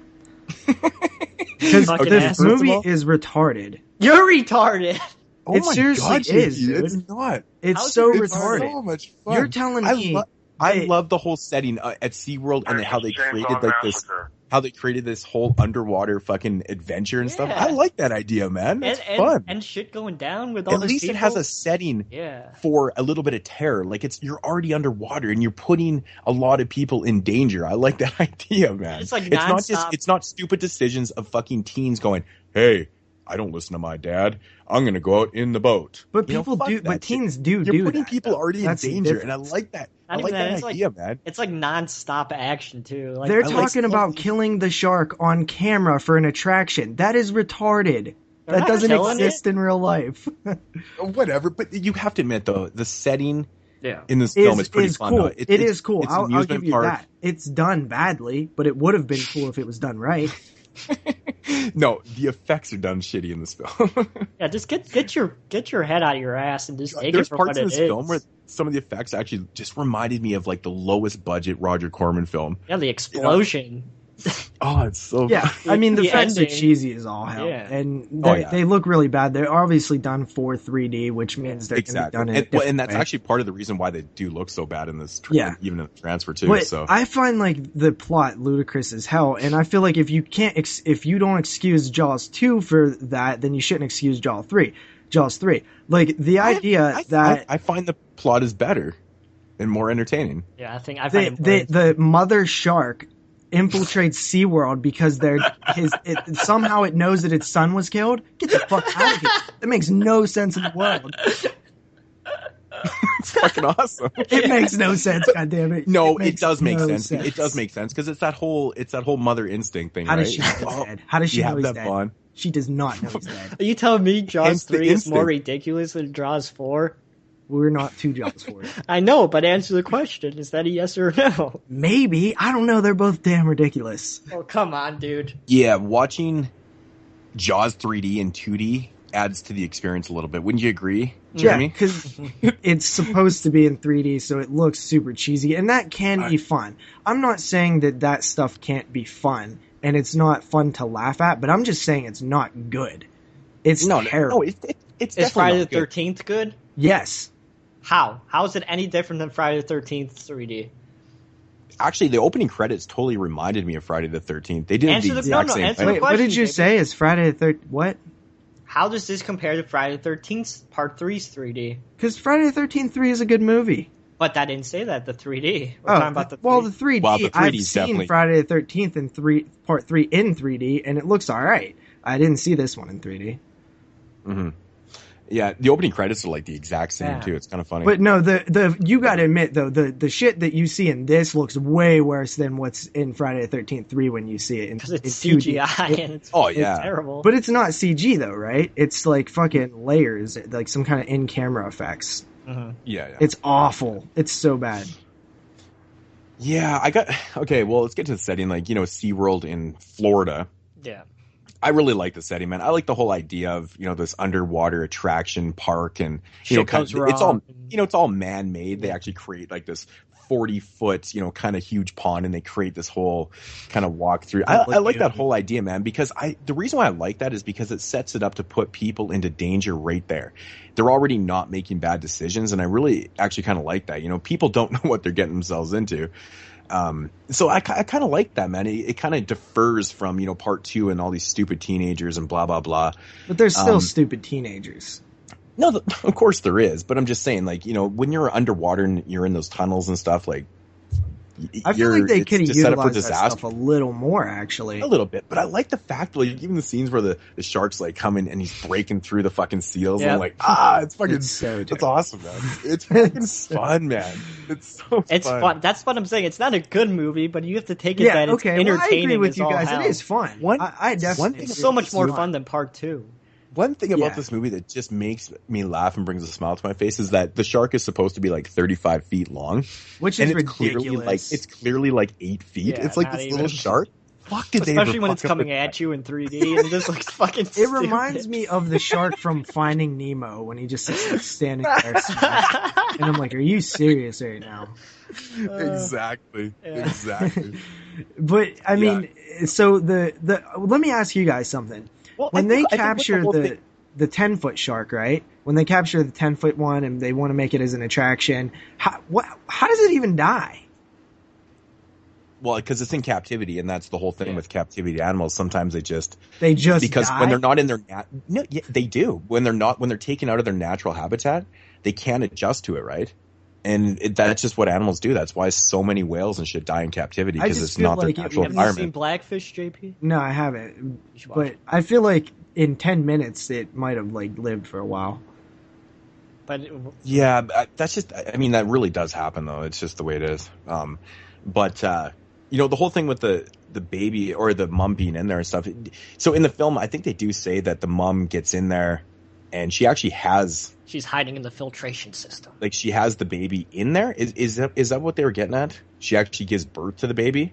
No, because wasn't the baby on the other side and they captured it? I thought the baby sneaks in. Oh. I thought the baby sneaks in, then gets captured, then dies, and then the mama sneaks in and fucks shit up. Yeah, it sneaks into the filtration system, which makes no... That is honestly one of the stupidest ideas ever, though. I mean, seriously, like okay... But then again, if you would chase your child, though, too, right? But they're not even in the same body of water, right? They have the baby shark moved into a tank. Okay, so it's not even connected to where there's like some kind of like chemical reaction that the mama shark smells or something. It's in a different body of water. And it dies, and then the mom's like, oh, it must be getting revenge for us killing its baby. It's like, that is so ridiculous. There is you cannot know that your son or daughter died if you don't see it, or if you're Animals not have different instinct. That is some bullshit, and you... It's not bullshit. That is some bullshit. So what about the dolphins, though, man? Come on. The dolphins kick ass in this film, man. The ending. It made me laugh so hard. It's so fucking cheesy. It's so cheesy. They're like high-fiving in the freeze frame. It made me laugh so hard. Oh, it's so funny. It is actually kind of interesting that they use dolphins for that, though, too, because dolphins are quite fucking smart. They're they're insanely smart, right? So I actually cared less for the relationships in this film than I did in the previous film, to be honest. Like, I hated I did not care about their romantic SeaWorld relationship. You didn't care, like Dennis Quaid and the marine biologist and stuff? You didn't care for that? All. See, I didn't mind it. It was okay. It felt like it was kind of... It just felt kind of... Well, I didn't really feel like they were super better than close, that bitch in part 2 who wouldn't shut up screaming the entire fucking time. I wanted to shoot her in the face. Yeah. God damn, that bitch was annoying. Like, this is... I don't know, man. I like the setting. It had like cool ideas and stuff. It's a lot more entertaining than part 2. I did not get bored on this. I would say that it's funner than part 2. I would agree with that. This shit's like always happening. Like, they're in that underground, not like the attraction, but they're in like that underground bat cave shit. And then he comes through the fucking glass and oh my god, man! I actually have to say, like, for as bad and cheesy as the film is, That whole scene where the scuba divers are like in that fucking boat and shit, when he comes through the I guess it is like the window screen or whatever it is for the boat. That was fucking sweet, man. That actually looked pretty damn cool. He just kind of fucking powers through there, and I mean, really, I was sitting on the edge of my seat, man. I'm not gonna lie. They blew up the shark with a fucking grenade this time, which is a little more reasonable. Realistic. It's probably the most reasonable out of all 3 deaths, actually. Oh god, the next movie doesn't even make sense. It doesn't even make sense. The TV version makes sense. But yeah, I don't know. Jaws that whole, 3... like I said, that whole scene where the shark is chasing him underneath I like that whole scene, man. I thought it was actually done pretty well. I mean, I'm not gonna lie, man. It was actually filmed pretty good and actually looked pretty cool, man. Yeah. I don't know. I mean, just put yourself in that spot. Like, you're fucking, the shark is literally hunting you down. You're but it's too hard to pretend when everything leading up to that has looked awful. Like in Jaws 2, okay, but you can still accept that part looked pretty damn cool, though. I thought it looked pretty cool. The one scene where the little brother is on the one boat and they're throwing the rope over to him in Jaws 2, like, I find that stuff to be actually effective. In this one, I just found like it's just a cheese fest from beginning to end, which I'm cool with, but it's still what it is. Mm-hmm. I don't know. I like this one a lot more than part 2.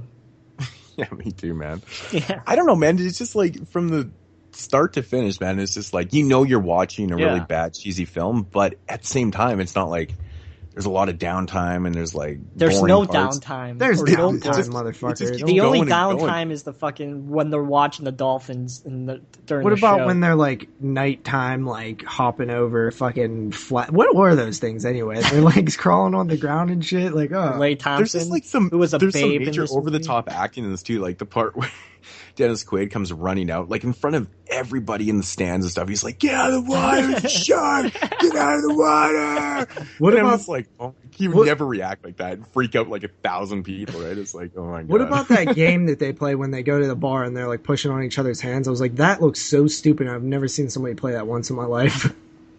Yeah, I don't know what. And he's like, I'm a world champion at this or something. I was like, you actually heard of this? What are you talking about, dude? Yeah, man. And he's like, my flag's unzipped. And she's like, what? And she falls. It's like, what? And then the other dude who's like, after they have their little like lovey touching moment where he's like, okay, I'll buy you a couple beers. Then like the guy who previously lost is like, I want you next. And like all serious. And I was like, are you serious right now? It's like they were arm wrestling. Fun, man. Oh my god! I like Louis Gossett Jr.'s character though, man. He was like the fucking the park owner. Yeah. Yeah, he's pretty awesome, man. But we never mentioned Leah Thompson's in this. A very young Leah Thompson, man. She was. I think this is like one of her first roles. Who is it? Leah Thompson. Who's that? Back to the Future. Yeah. What the fuck? Who's she playing Back to the Future? Fucking Marty's mom. Oh, really? Really? Dude, how would I ever know her? Because she's the main fucking character in Back to the Future. Okay, but you don't know a person from like the one movie they've been in. You know, because you've seen them in multiple things. No, Back to the Future is pretty staple. Yeah. But anyways, Leah Thompson, and it's like one of her first roles, man. It's kind of cool. She's a babe too. So yeah, that's kind of cool. Tidy body. She's standing on top of those fucking skiers. I'm just like, what the hell is this? Not too. I know, man.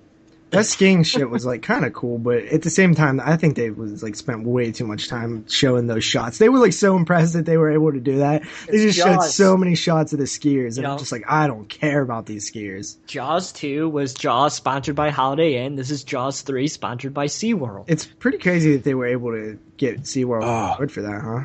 Yeah. I think one of the best things about this movie, though, is the growling shark, man.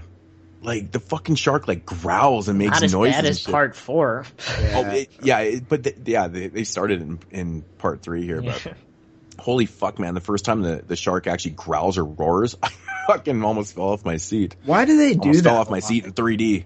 Like, it seems like a lot of shark films, like, make their sharks growl. Like, where does that come from? Jaws 3? Probably Jaws 3, yeah.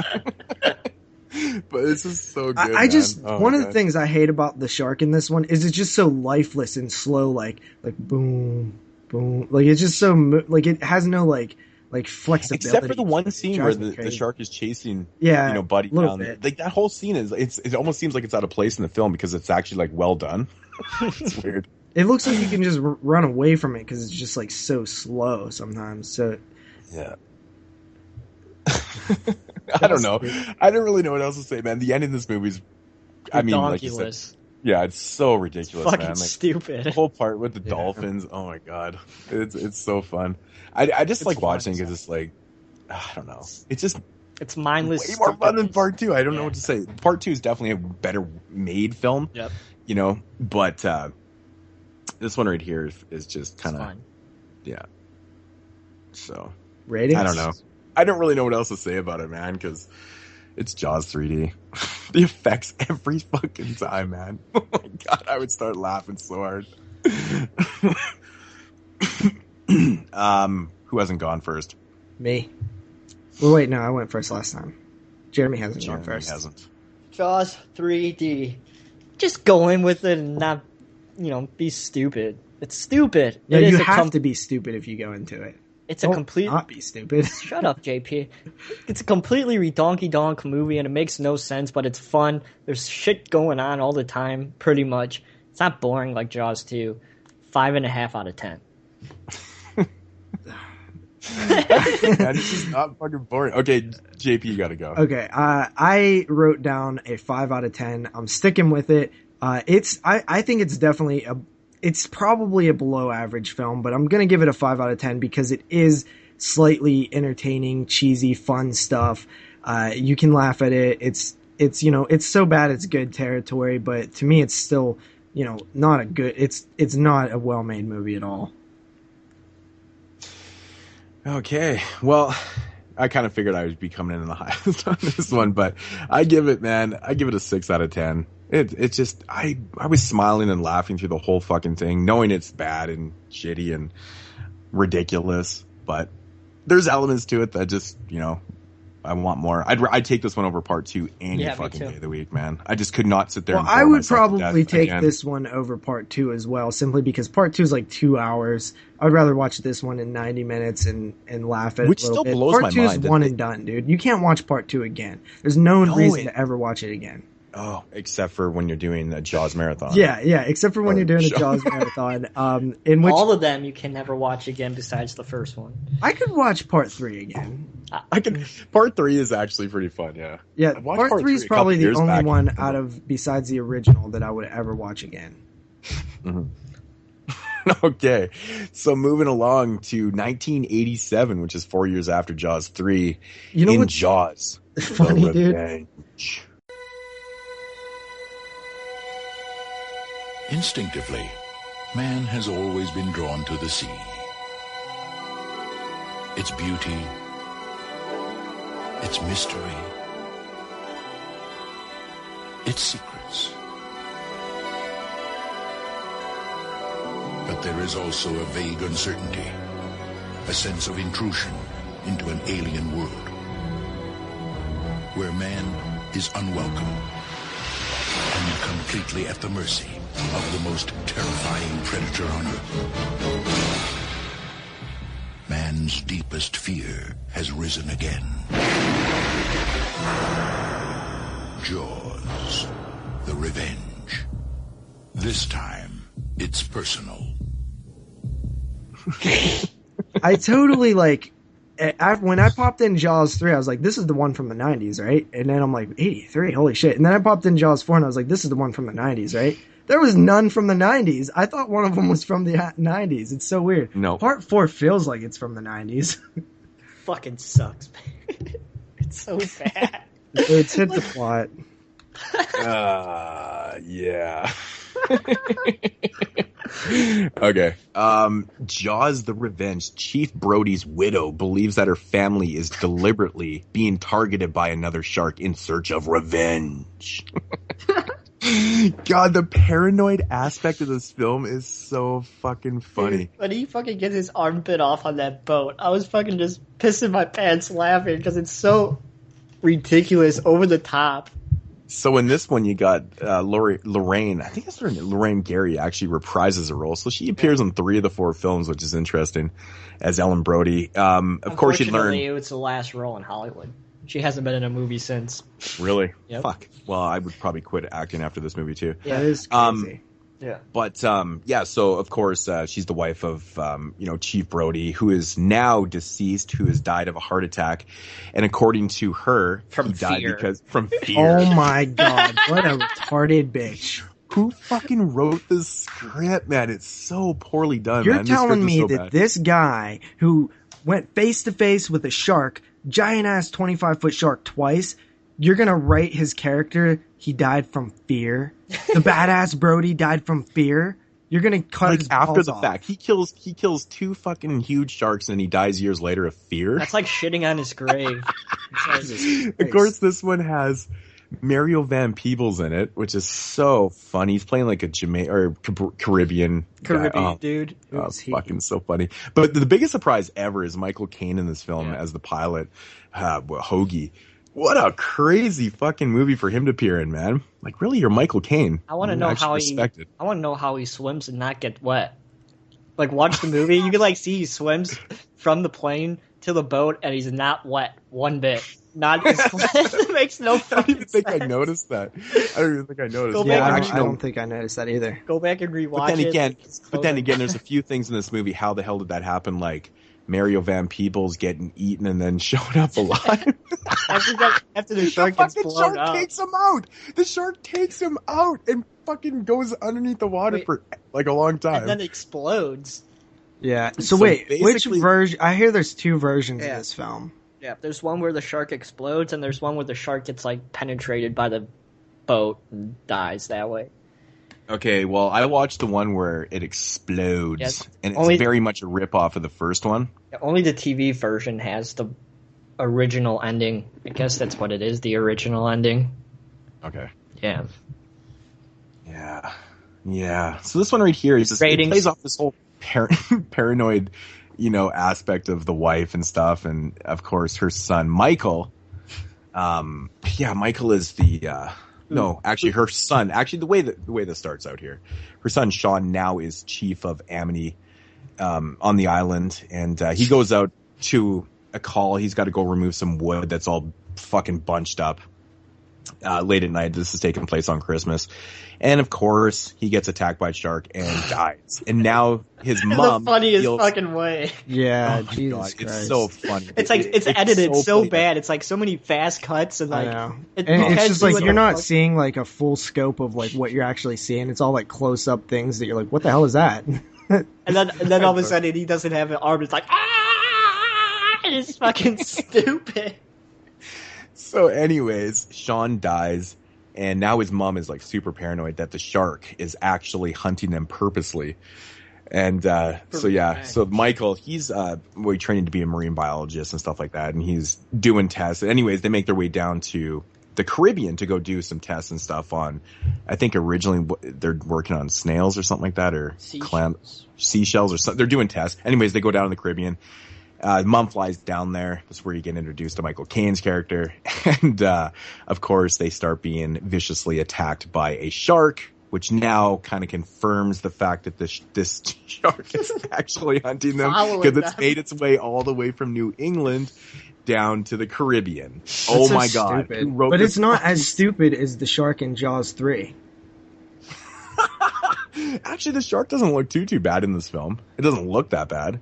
Yeah, I didn't think so anyway. Yeah, it doesn't look overly that bad. Yeah, there's some moments where there is a couple points where I was like, "Damn, that actually looks pretty fucking good." There is a couple scenes in this film with stock footage. Did you notice that? Yeah. Like the far out shots of the shark with the fin and stuff like that's totally stock footage, man. There's some flashbacks. And I'm not talking about, well. And there's some flashbacks, which are awful, of course. And Brody's only appearance is a picture on the wall. And it's so fucking blatantly obvious. Yep. It's and like they zoom in on it like a few times. And it's fucking. Oh, Jesus Christ. and again, in this movie, it has a fucking shit score. It has a terrible fucking shitty, like, Disney fucking score in it. I'm like, oh my God. I was just really surprised that Jaws was once a Christmas movie as well. Yeah, and I completely forgot about that too. So maybe this might appear on another Christmas theme. I don't think so. Oh God, never. I think once this one goes in the Hall of Fame, it's never going to be watched again. Oh fuck. So yeah, this movie is just complete asshole. The acting is fucking bad. Like yeah, the acting actually is pretty bad in this movie. Brody's wife. Oh my God.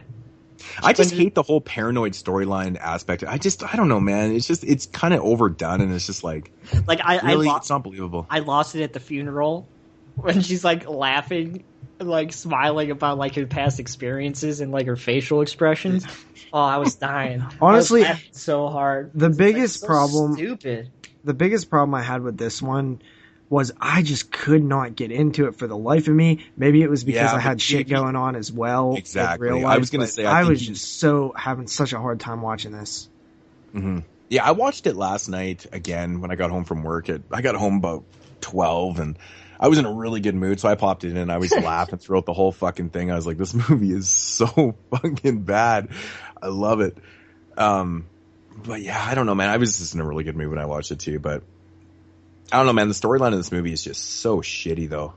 Honestly, I love punishing myself with these sequels, like where we do these marathons, like Silent Night, Deadly Night. Like, but seriously, by the time I got done with Jaws 4, I really was like happy that there was not like any other Jaws films. Jaws 5. I was just like, thank God there was only 4.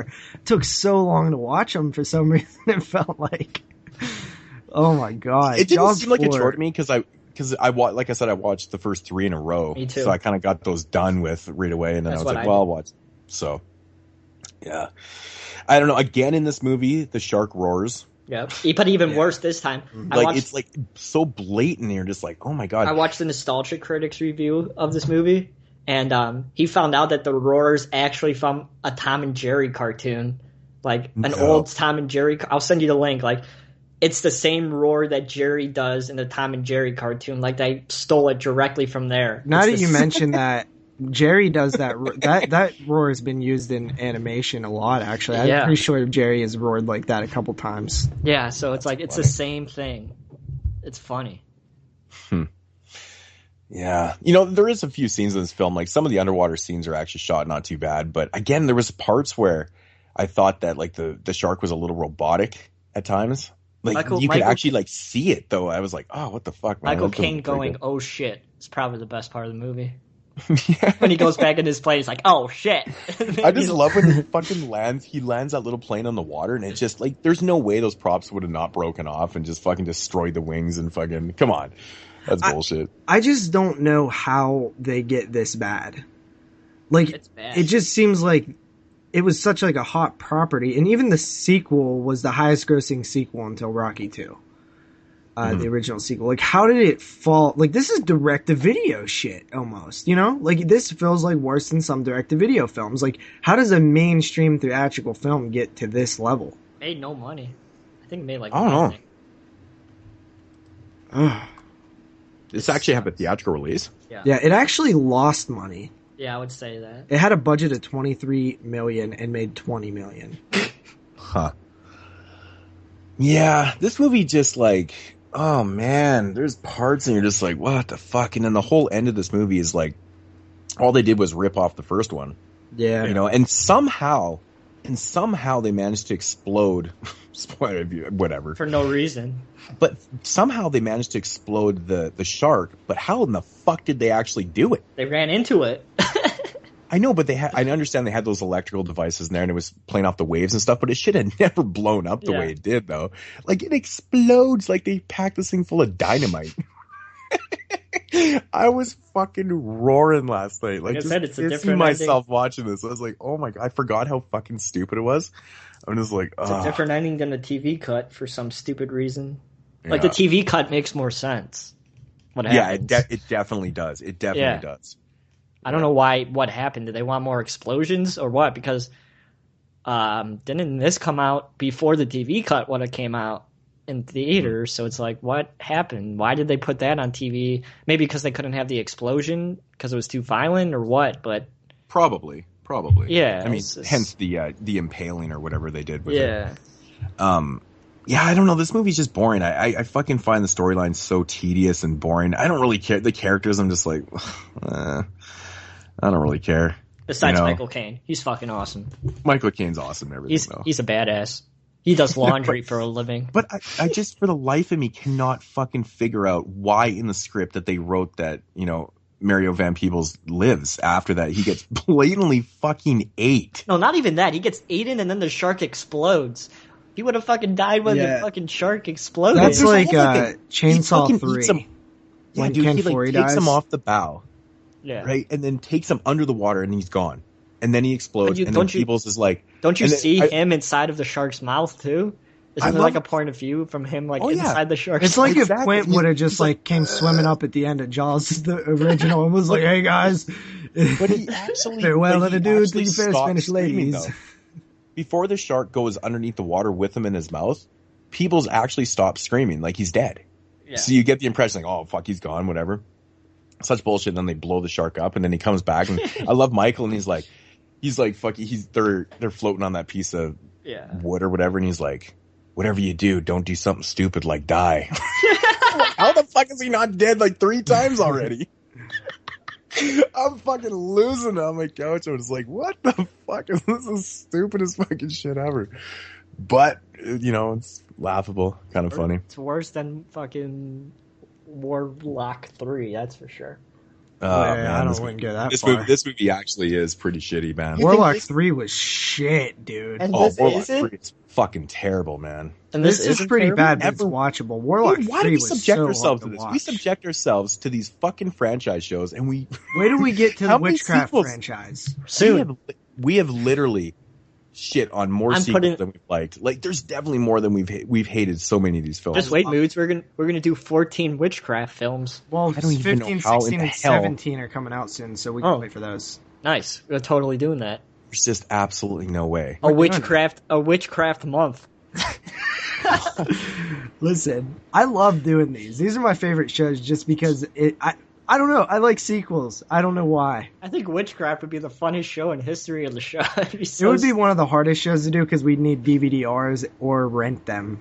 Oh God, I don't even know where I can't even find half of them. I think I only own the first 2 films. I only own all the of first them. 2. Trauma released 4, 5, 6, and 7. And a couple of those are out of print actually. They're all out of print, and they're all like $80.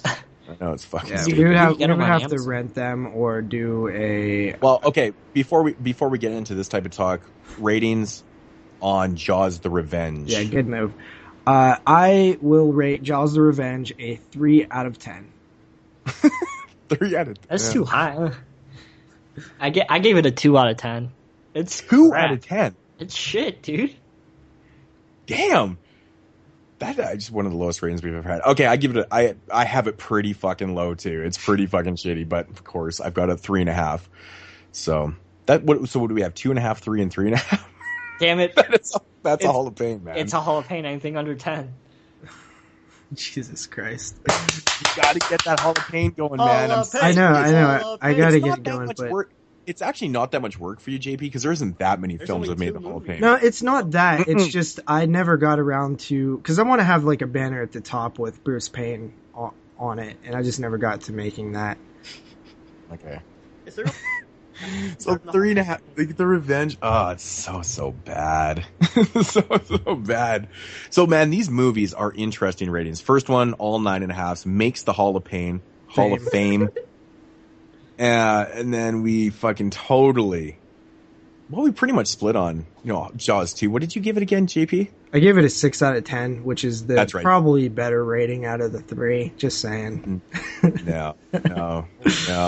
Boring as fuck. Yeah, I don't know, man. These ratings are all over the fucking place. It's just insane. But, it's just insane how they rate.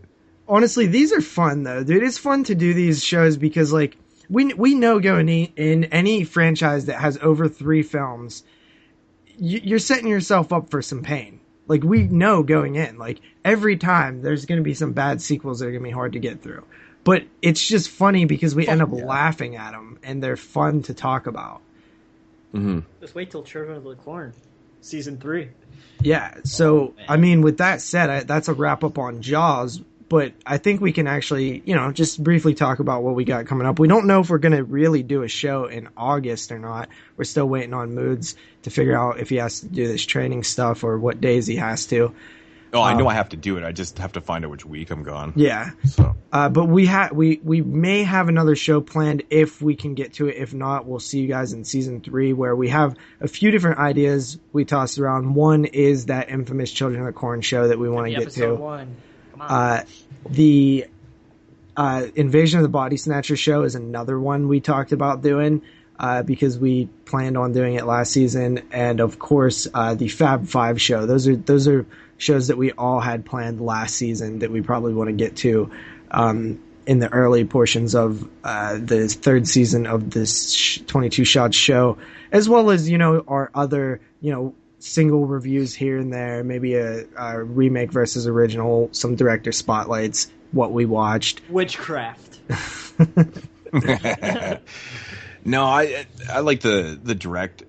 Maybe we could throw in like another remake versus original. I don't know. We got lots of ideas, man. Yeah. Or maybe we don't. Show. Yeah, we need to wait for the Ghost Dimension for that one. I mean, there's honestly a lot of franchises that I do want to eventually get to, but we're going to take it slow, only do one every few episodes. Jaws was a little less fun than I anticipated. I thought these films were better than they actually are, because I'd never seen them, but for some reason I just thought they were better than they actually are. But yeah, they suck. Good times. I remember one of our first franchise shows that we wanted to do was the Saw show that we never got to, so maybe next season we could do that. I don't know. That would be a fun one. I think we should actually do the Hellraiser one, though. Oh, that would be awesome. I'm so down for that. I think that would be because it's just. I think the conversations would be funny as shit, because really from part 5 up to 9, it's just Jesus Christ. I think 4. Jesus Christ, man. I feel like 4 is actually a really bad film, but because the other ones are so bad, we often give exactly my it point. Would everything totally after 4 sucks, but really. Everything after 3 sucks, and if you really, really think about it, 3 kind of is not a good movie as well, but I like 3. Good luck getting the Blu-rays, fuckers. They're out of print. Nah, I They're shitty Echo Bridge Blu-rays anyway. I'm not going to upgrade. Yeah, they sell for like $70. It's fucking stupid. How are the transfers? Dog shit? I don't understand one bit. Yeah, they're pretty asshole. Yeah, so, yeah, I mean, definitely we'll keep you guys posted on what's going on. Of course, we want to do another Viewer's Choice. What is it, episode 60? We'll do a Viewer's Choice? Yep. Yeah. I believe that's what it was planned for. Every 20 episodes. Viewer's Choice 20, 3. 40, 60. We'll probably have to come up with like a... We'll actually have to think about how we're going to do the voting system, and so things don't get all fucked up. And yeah. But I don't know, man. I mean, I really enjoyed the last one. I think people did too, so I'm looking forward to that. I enjoy that, man. Like, I like when people pick shit, recommend things, and I was like, okay, fuck, I'll do that. I enjoy that. I also thought it'd be a cool episode to do like 3 films, but it's like I pick one that I think you guys are not gonna like, or I know you guys don't like, but I like, or something like that. Something where we're like trying to annoy each other. Mm-hmm. I know what I'm gonna pick. What? Oh, I can't. It's not a horror film. What, Gummo? Come on. Moodz, do you know what I'm going to pick? Well, I was going to say A Boy and His Dog, but we already did that. Yeah. No, I said I can't pick it because it's not a horror film. Well, what is it? Gummo. Come on.